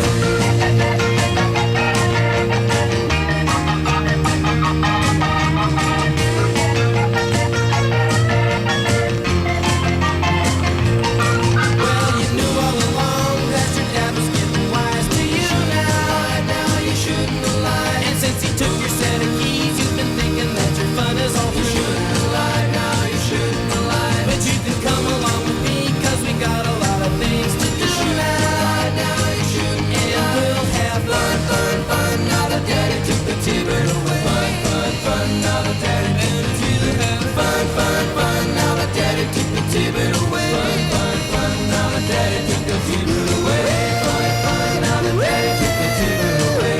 Fun, fun. Now that daddy took the T-bird away. Fun, fun. Now that daddy took the T-bird away. Fun, fun. Now that daddy took the T-bird away. Fun, fun. Now that daddy took the T-bird away. Fun, fun. Now that daddy took the T-bird away. Fun, fun. Now that daddy took the T-bird away. Fun, fun. Now that daddy took the T-bird away.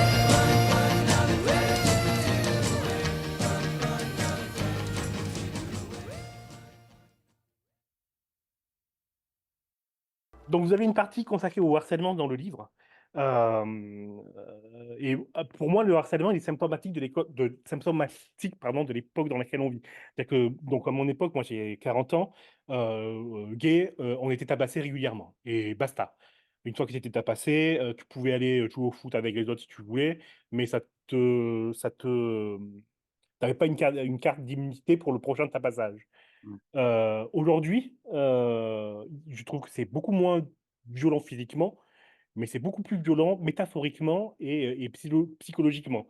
C'est-à-dire qu'avec les réseaux sociaux, etc., on voit des jeunes être complètement mis au banc. Donc, donc complètement mis au banc et avec une humiliation continue sur les réseaux sociaux. Mais pour moi, c'est la même violence, quoi. Physique ou psychologique, on a le même sentiment de tu vaux rien, quoi. Est-ce que ça, vous pensez que alors sur ça, moi, sur ces questions-là, je suis défaitiste et pessimiste. Je pense que c'est foutu, quoi.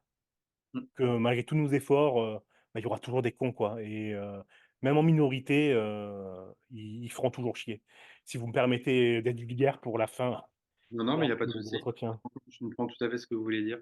Alors, j'arrive à être un peu positif parce que je vois des choses positives aussi autour de moi. Alors, c'est vrai que la réalité, elle est terrible, elle est triste, hein, c'est vrai que toute la partie des chiffres que je donne, c'est vrai que c'est plombant, hein. Enfin, voilà, c'est une réalité. Quand on voit les guet-apens là en ce moment, bah, voilà, ça fait froid dans le dos.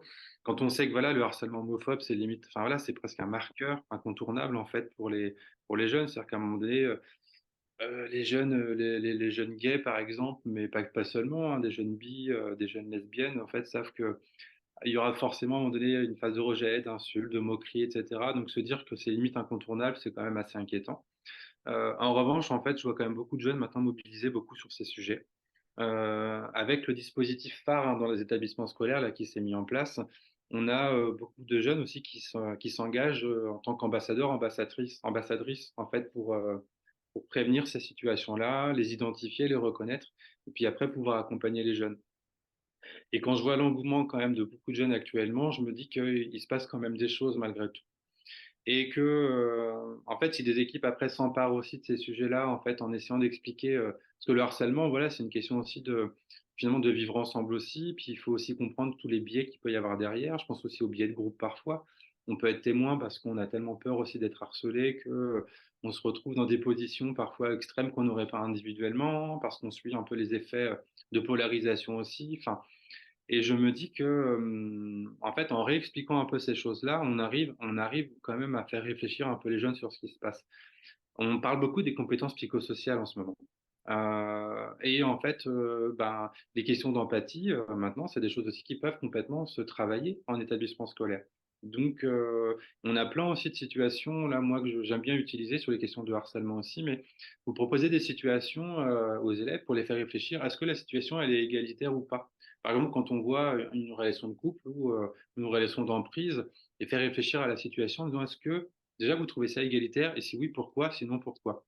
Et en fait, plus vous donnez aussi des éléments de travail, en fait, aux élèves, vous leur donnez à voir et à comprendre et surtout les impacts que ça peut avoir, des rappels à la loi aussi, hein, enfin, faut pas du tout éviter la loi.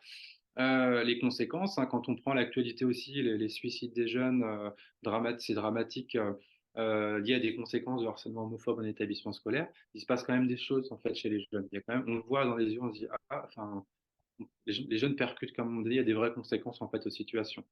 Et en fait, c'est en articulant tout ça, en essayant d'avoir une dynamique partagée aussi sur ces compétences, d'écoute, d'empathie, de communication, et tout en expliquant, voilà, mais finalement, c'est quoi, si on botte en touche toujours sur c'est quoi une orientation sexuelle ou une identité de genre, on donne jamais les éléments, en fait, aux élèves pour comprendre ce qui se passe.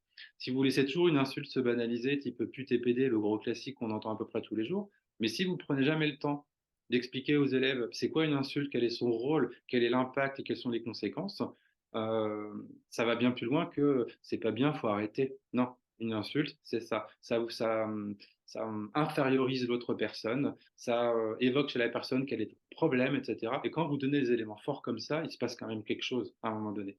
Mais c'est vrai que si tout ce travail-là d'accompagnement n'est pas fait régulièrement, la prise de conscience elle est difficile, enfin, sur des jeunes en construction, qui sont en ébullition parfois. Mais ça nécessite encore une fois un travail partagé en établissement scolaire, une démarche collective aussi. C'est voilà, on fait quoi ensemble? Il y a des situations, on les laisse pas passer, on les repère, on intervient, on agit, on reprend, on corrige, enfin voilà, et surtout on amène les élèves du coup à s'interroger sur ces sujets-là de manière un peu, encore une fois, complètement partagée, et transversale. Donc, et là, c'est encore des situations bien évidemment compliquées, mais je me dis que si on arrive à réagir tous collectivement dans vraiment une vraie démarche d'égalité d'établissement, on peut quand même avoir des effets positifs parce qu'on le voit sur nos interventions. On le voit les réactions. Moi, je vois des élèves aujourd'hui qui m'ont dit, on leur proposait une activité, et il y en a un qui a été capable de nommer tout de suite que une production qu'il avait faite l'année précédente était complètement sexiste. C'est-à-dire qu'il y a une espèce de prise de conscience de ce que j'ai fait ou ce que j'ai dit c'était pas du tout adapté, c'était pas approprié, c'était violent dans la forme, c'était complètement, irrespectueux, inégalitaire, tout ce qu'on veut. Mais si on leur donne pas les éléments aussi pour identifier, pour clarifier les choses, ben, c'est vrai que voilà, on est dans l'émulation parce que, vous pouvez faire une séance sur le harcèlement, tous les élèves savent très bien, hein, vous leur expliquez, les élèves savent très bien ce qu'est le harcèlement, ce qu'il ne faut pas faire, comment on réagit. Mais c'est après dans, j'ai envie de dire dans la vie quotidienne et quand on prend un peu son rythme en dehors de l'heure que vous venez de passer avec, c'est comment on transfère ces acquis-là. Et en fait, il y a plein de moyens, en fait, des séances pour leur faire prendre conscience que, ben, non, on n'est pas obligé toujours de suivre un groupe. Non, on prend conscience de ce qui peut se passer comme en termes de conséquences, quelles qu'elles soient, sur une situation. Mais ça, il faut prendre le temps. Il faut prendre le temps et on est parfois un peu je pense, dans la course, et cetera, et que, on peut minimiser parfois, hein, c'est ce qu'on voit, hein, sur le harcèlement homophobe, hein, il y a une minimisation parfois, en fait, des situations. Et quand on fait prendre conscience, en fait, aux adultes que non, non, non, enfin, c'est une réalité, voilà les chiffres, enfin, voilà d'où viennent les violences, qui parfois viennent des adultes aussi, parce que le rapport de la homophobie, il est terrible là-dessus aussi. Une partie des violences vient des adultes aussi. Quand je dis violence, ça peut être aussi ignorer la situation, la mettre de côté, bah, ça, Bah, c'est j'ai hyper commun, en fait, chez les jeunes. Donc, quand en fait, on essaye d'éclairer tout ça, il y a quand même une prise de conscience et moi, les collègues que je vois me disent: «Ouais, ils me disent: «J'avais pas conscience de tout ça, en fait. Avant que tu me le dises, j'avais pas conscience de ça». Donc en fait, il faut vraiment former les gens régulièrement là-dessus pour leur expliquer finalement la situation, leur donner les chiffres, leur donner à voir, leur donner à comprendre, voilà la réalité. C'est pas un exemple, un exemple qu'on pourrait donner n'est pas isolé, c'est-à-dire que non, non, c'est bien plus large que ça et les chiffres sont inquiétants. Je dis: «Voilà, il faut les entendre, il faut les voir, il faut pas botter en touche, voilà, il faut pas adhérer inconsciemment à l'ordre social établi, en fait, tout simplement». Donc ça, il faut leur dire aussi, parfois ça pique un peu: «Bah, comment ça?» «Bah oui, alors c'est inconscient, tu t'en rends pas compte, mais parfois tu dire aux collègues, vous adhérez inconsciemment à un ordre social et vous ne pouvez pas développer voilà, des croyances hiérarchisées entre les personnes. Il faut à un moment donné vous interroger aussi et vous dire non, je ne laisse pas passer. Et prévenir le harcèlement, c'est aussi avoir des supports différents, éviter d'avoir que des supports aussi parfois hétéronormés. enfin hétéro, pas enfin hétéronormé, mais ou que hétéro, etc. De se dire, même dans ma pédagogie, je suis égalitaire, j'ai des supports variés, j'ai pas que des exemples cis aussi, j'ai des exemples aussi, voilà, de personnes trans dans mes exemples, et pas toujours voilà, un père, une mère dans une maison, etc. Mais non, c'est-à-dire que les choses sont bien plus plurielles et qu'il faut aller vers des exemples bien plus riches pour donner à voir et puis éviter que ce soit toujours une réaction un peu d'étonnement chez les élèves. Ah, comment ça se fait? Non. Et qu'au bout d'un moment, ça devienne au même titre que d'autres supports, et puis nommer aussi. Hein. Si on utilise des personnes hétérosexuelles dans un exemple, bah, les nommer aussi. On nomme bien les personnes homosexuelles ou les personnes trans. On nomme pas forcément les personnes hétéros. Bah, si on veut être égalitaire, bah, on nomme tout le monde, en fait. Et on fait Mmh. exister les personnes de la même manière. Mais tout ça, ça demande encore une fois un retour sur soi. Sur la pédagogie, ce qu'on appelle égalitaire, ça demande un retour sur soi, une remise en question, de se dire que ce qu'on fait, c'est pas toujours égalitaire et que parfois, il faut quand même, à un moment donné, s'observer, être observé pour se dire: «OK, ce que je fais, c'est pas en phase avec les attendus. Je pensais que je faisais les choses correctement, mais je m'aperçois que non». Et finalement, en ne réagissant pas à une situation, ou en leur demandant, ben: «Et si c'était à refaire?» par exemple, sur une situation où vous n'avez pas réagi, et de leur faire prendre conscience que le fait de ne pas avoir réagi, ça cautionne, en fait, toujours, en fait, ces situations-là, et c'est ça qui envenime. Voilà. Et le harcèlement, en fait, parfois se nourrit un peu de ça, des non-réactions parfois, Mmh, des clairement. situations complexes, et que, voilà, encore une fois, on entend le PD, bah non, on ne laisse jamais passer. On ne laisse jamais passer. Comme pute, on ne laisse jamais passer. Parce que souvent on entend: «Ouais, on l'entend tellement». Bah non, en fait. Et ben tu le reprends autant de fois que tu l'entends. Voilà, jusqu'à ce que ça s'arrête, quoi. Ça ne peut pas être banalisé, ça ne peut pas. Donc c'est voilà une prise de conscience un peu collective, et encore une fois, il faut que ce soit un prisme Alors, partagé en établissement. Enfin un vraiment, réflexe. oui, et un réflexe. Mmh. Voilà. Et puis des rappels à la loi, et puis avoir des connaissances peut-être aussi des textes, des lois, et cetera, parce que souvent c'est un des freins aussi. J'ai pas connaissance des textes, bah, on peut même pas les connaître par cœur. Tu peux avoir des notes, et cetera, et leur citer l'article. Je connais pas les intitulés des articles par cœur. Enfin, je suis pas, voilà, j'ai pas le code en tête de A à Z, mais je lui dis, mais voilà, vous pouvez être capable de leur dire, de faire référence à un fait, de faire référence à une sanction, voilà, d'être capable de nommer, ça c'est un délit, ça c'est un crime, ce que vous voulez, mais après, on ne vous demande pas de connaître par cœur l'ensemble des articles de loi, enfin, c'est pas du tout l'idée même. Donc, mais être capable de nommer et de dire non, non, clac, ça c'est un délit, ça c'est ça, là c'est une atteinte à la liberté d'expression, ça c'est interdit, envoyer une dick pic c'est interdit, enfin voilà, à un moment donné, c'est être capable d'avoir les mots et, pour nommer, pour dire non, ça, et voilà. Et donc le harcèlement, en fait, s'imbrique finalement dans un système très, très globalisant, en fait, de prévention de manière générale, en fait. Et tous ces sujets-là en font partie. Parce que le Mmh. harcèlement, c'est tellement, c'est un monstre à plusieurs têtes, quoi. Enfin, c'est un fléau, tout ce qu'on veut. Donc il faut l'aborder de plein de manières, sans parler de harcèlement directement, mais de manière préventive, avec des situations, voilà, qui permettent de transférer sur d'autres situations en disant: «Voilà, comment je pourrais réagir dans une situation comme celle-ci?» Ne pas reproduire, être capable de dire non, être capable de me positionner dans un groupe, de donner mon avis, de ne pas suivre une situation, voilà, où l'objectif c'est d'aller harceler une personne. Bah non, voilà.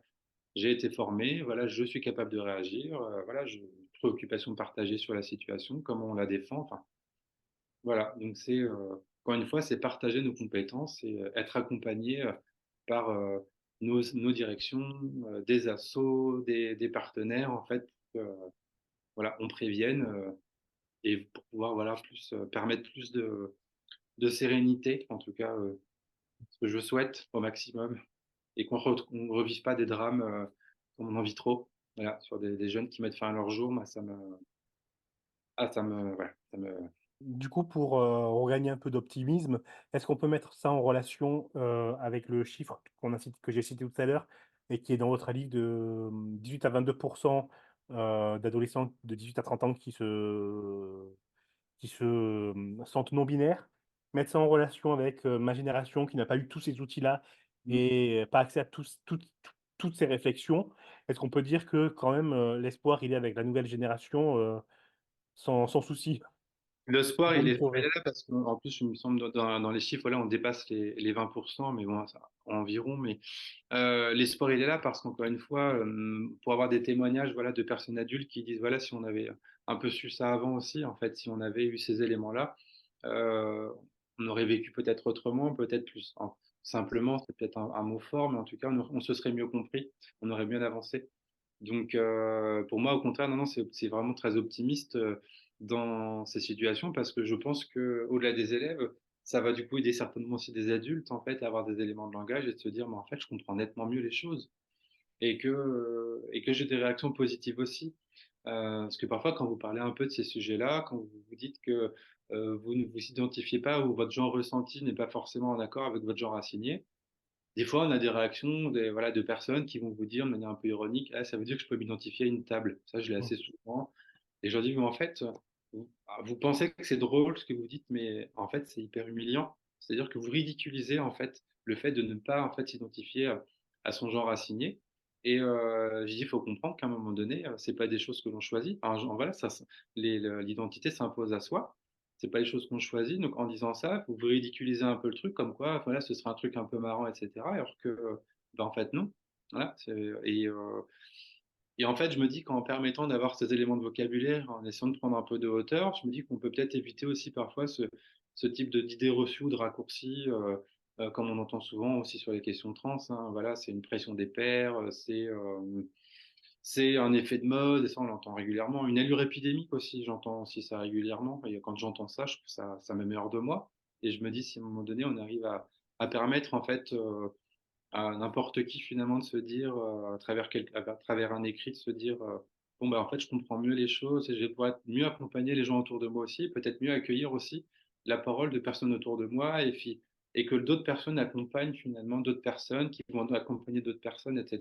Que ça puisse faire un peu justement un effet, un prisme positif sur la suite et donner les clés aux personnes de pouvoir en tout cas au moins accueillir et entendre en fait des propos, d'être capable d'avoir un regard bien plus bienveillant et sans toujours tout comprendre parce que c'est complexe, mais au moins le respect, les droits humains, bah, ça se négocie pas, il n'y a pas débat là-dessus, quoi. Donc au moins, si ça peut permettre d'avoir un regard positif et aux personnes en disant, et encore une fois, dans le milieu hospitalier, hein, j'ai eu déjà des retours en me disant, des personnes qui me disaient, mais en fait, on comprend nettement mieux, on a aussi des patients, des patientes qu'on accueille, ben, on a besoin aussi d'avoir les bons mots, en fait, pour accueillir les personnes. Et des personnes qui m'ont dit, mais en fait, ça nous était hyper utile parce que on a le bon vocabulaire maintenant pour accueillir tout simplement les gens, parce que c'est extrêmement micro-violent quand vous mégenrez une personne, quand, voilà, quand vous n'avez pas les bons éléments de langage, c'est extrêmement violent. Donc, quand vous avez des retours positifs où on vous dit: «Ben, je comprends mieux, je comprends, maintenant je peux mieux accompagner les personnes que je vais accueillir» et donc du coup, voilà, je pense aux personnes qui vont être accueillies, positivement et qui vont être genrées correctement. Je me dis: «Voilà, si je peux contribuer à cette euphorie de genre, comme on peut l'appeler, ben voilà, je me dis que ma mission, elle est, en tout cas, elle est réussie là-dessus. Donc là-dessus, je suis très optimiste au regard des retours que j'ai actuellement. Je suis très optimiste. OK, super. On va faire ça va faire un lien, pas très adroit et j'en suis désolé, avec, la le bashing qu'a subi votre livre et vous du coup, sur les réseaux sociaux par une certaine, je vais dire sphère, une certaine population. Comment ça se vit quand quand tout un travail est descendu pour de mauvaises raisons et par méconnaissance et par stupidité, j'ai envie de dire? Ça, c'est bien résumé. Alors, hélas, en plus, je pense que c'est des personnes qui sont pas complètement dénuées de raison. En plus, c'est ça, en fait, qui est dur, en plus, à comprendre. C'est-à-dire que c'est des personnes qui ont une manière de penser et qui vont avoir un discours extrêmement élaboré, quelque part, sur certains points. Moi, quand ça m'est arrivé, alors, je m'y attendais, parce que je sais très bien que dès qu'on évoque ces sujets-là, nous, on connaît les propos réactionnaires, en fait. C'est pas du tout une nouveauté. Mais le jour, par contre, où j'ai vu les commentaires, j'étais pas du tout prêt. Je pensais avoir des commentaires très constructif sur le livre. J'étais là avec, voilà, j'y allais avec un grand enthousiasme. Ah super, je vois il y a plein de commentaires et là j'ai ouvert. Bon, sur le moment, j'avoue que ça m'a un peu surpris parce que j'étais pas du tout prêt à ça. Après, j'ai vite réagi en me disant bon voilà, je m'y attendais hélas. Puis après, quand on voit le degré des commentaires et quand on croise les profils qu'on retrouve toujours partout, hein, c'est la même personne, Mmh. voilà, sur ces réseaux d'extrême droite, fachosphère, complosphère, ce que l'on veut, mais ces groupes voilà de parents de Maman Louve, etc. Il y a beaucoup de groupes en tout cas constitués, anti-Covid, anti-tout, enfin voilà, anti-système, voilà, puis avec des rumeurs sur fond de théorie du complot. Heureusement, j'ai beaucoup travaillé là-dessus aussi dans mon parcours professionnel, donc c'est-à-dire que ce que je voyais écrit, je l'avais déjà travaillé à titre professionnel. Donc en fait, j'arrivais à trouver une explication finalement à chaque chose, et puis en croisant encore une fois les profils, parce que je suis allé voir, il n'y avait pas de secret, quoi. c'était terrible. Enfin, voilà, les discours de haine et de rejet, y compris sur les questions LGBT+. Moi, ce qui m'inquiète, c'est que là, on a des établissements scolaires qui sont attaqués régulièrement. Il y a des projets qui sont arrêtés dans des académies suite à ces montées-là. Là, on a quand même beaucoup de sièges annoncés par Monsieur Zemmour sur ces parents vigilants qui pourraient infiltrer les établissements scolaires, hein, donc de manière un peu couverte, parce qu'ils ne s'identifient pas parents vigilants, ils vont infiltrer, et puis des choses qui vont se passer un petit peu comme ça dans les élections de parents d'élèves. Donc ça, moi, ça m'inquiète un peu. Quand je vois des CDI en ce moment qui sont pointés du doigt par parents vigilants parce qu'il y a des ouvrages justement sur le vivre ensemble, sur l'éducation à la sexualité, et avec un vocabulaire absolument atroce. Voilà, je disais propagande immigrationniste, etc. Enfin, comment on apprend aux élèves à se masturber à 5 ans. Enfin, moi, quand je dis ça, je trouve ça dingue. Je trouve ça dingue. Enfin, nous, on est dans un objectif de prévention, d'accompagnement sur une citoyenneté sexuelle, comme on l'appelle, c'est-à-dire le droit à l'information, le droit à l'éducation, justement pour prévenir les violences qu'elles soient sexistes, sexuelles, prévenir les violences LGBT-phobes. On est vraiment dans une dynamique de prévention. Et en fait, on est attaqué de manière comme si en fait on était complètement dans l'inverse. Voilà, quand on parle de théorie du genre, bah, ça n'existe pas. On le rappelle toujours, ça n'existe pas, et c'est à chaque fois rappelé. Voilà, les études de genre existent, la théorie du genre n'existe pas.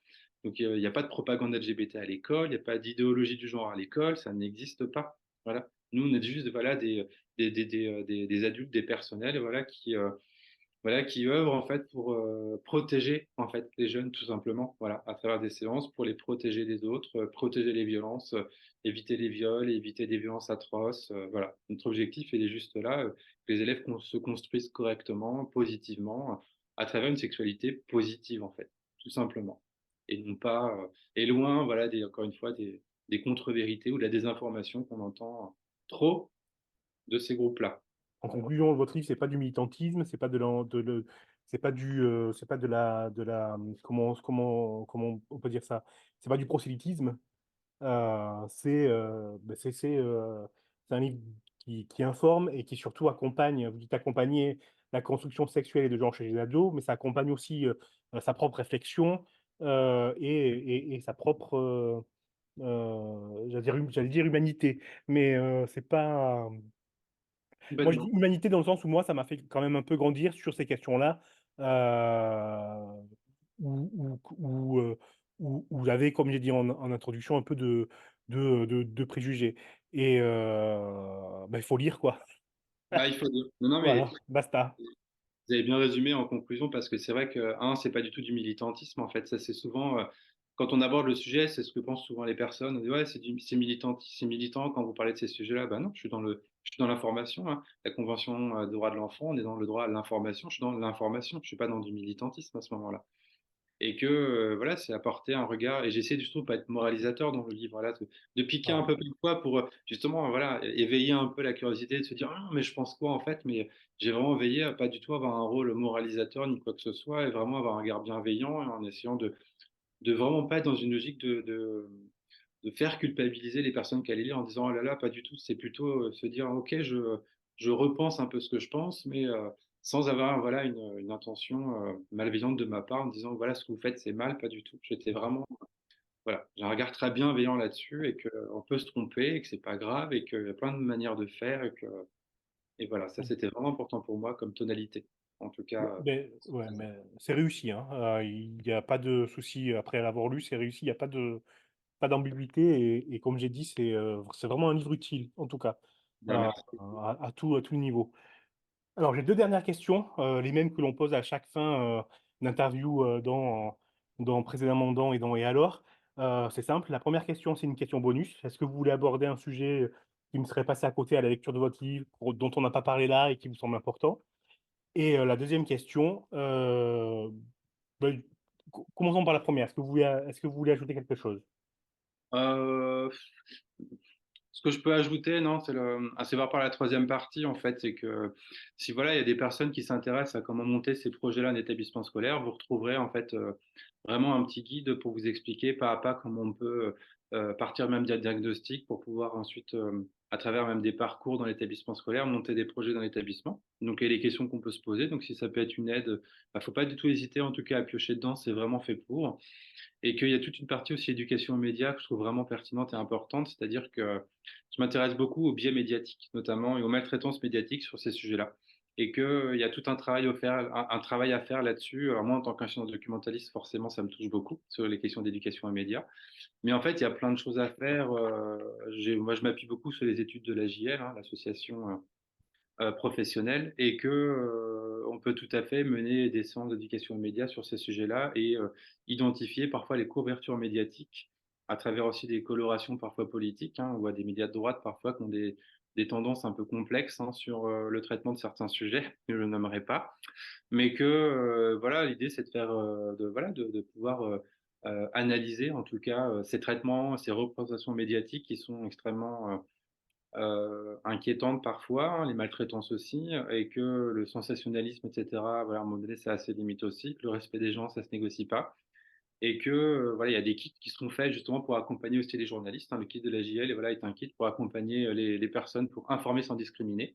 Ça, c'est une ressource hyper intéressante à utiliser, y compris pour les personnels, pas que pour les journalistes d'ailleurs, pour avoir un bon traitement, et que voilà, j'encourage à avoir davantage de modèles positifs et de rôle modèles en fait aussi pour les jeunes, voilà, pour pouvoir s'identifier plus facilement avec voilà, c'est aussi plus de coming out aussi parfois de professionnels, de sportifs, de sportives, voilà, pour permettre aux jeunes d'avoir plus de modèles et que voilà, on puisse accompagner au mieux sur ces sujets-là. Voilà, mais le point éducation média est voilà, je crois aussi incontournable sur ces sujets et qu'il ne faut pas hésiter à avoir un regard d'accompagnement aussi sur ce qu'on peut voir, lire, voilà, dans la presse parfois et qui est un peu problématique quand même en termes de biais, voire de maltraitance. Hein. Heureusement, il y a aussi des sujets qui sont très bien traités et qu'on a des médias voilà, qui permettent de débunker et justement de ramener un peu de vrai sur ces sujets, et heureusement. Mais voilà, voilà, les modèles très négatifs, voilà, il faut pouvoir les analyser, les accompagner, les expliquer, voilà, les interroger, et que ça ne rentre pas dans la tête des gens. Voilà. Je pense à un intitulé, quand on lit le délire transgenre,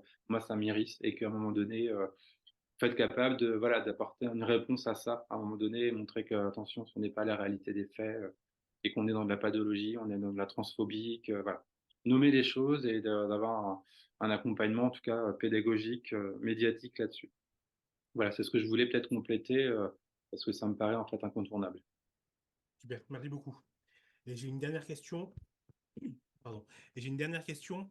Est-ce que vous pouvez nous conseiller, alors ça peut n'avoir aucun rapport avec vos travaux, un livre, un film, une série que vous souhaitez partager, qui vous semble important de lire? Carte blanche sur le thème et sur le support.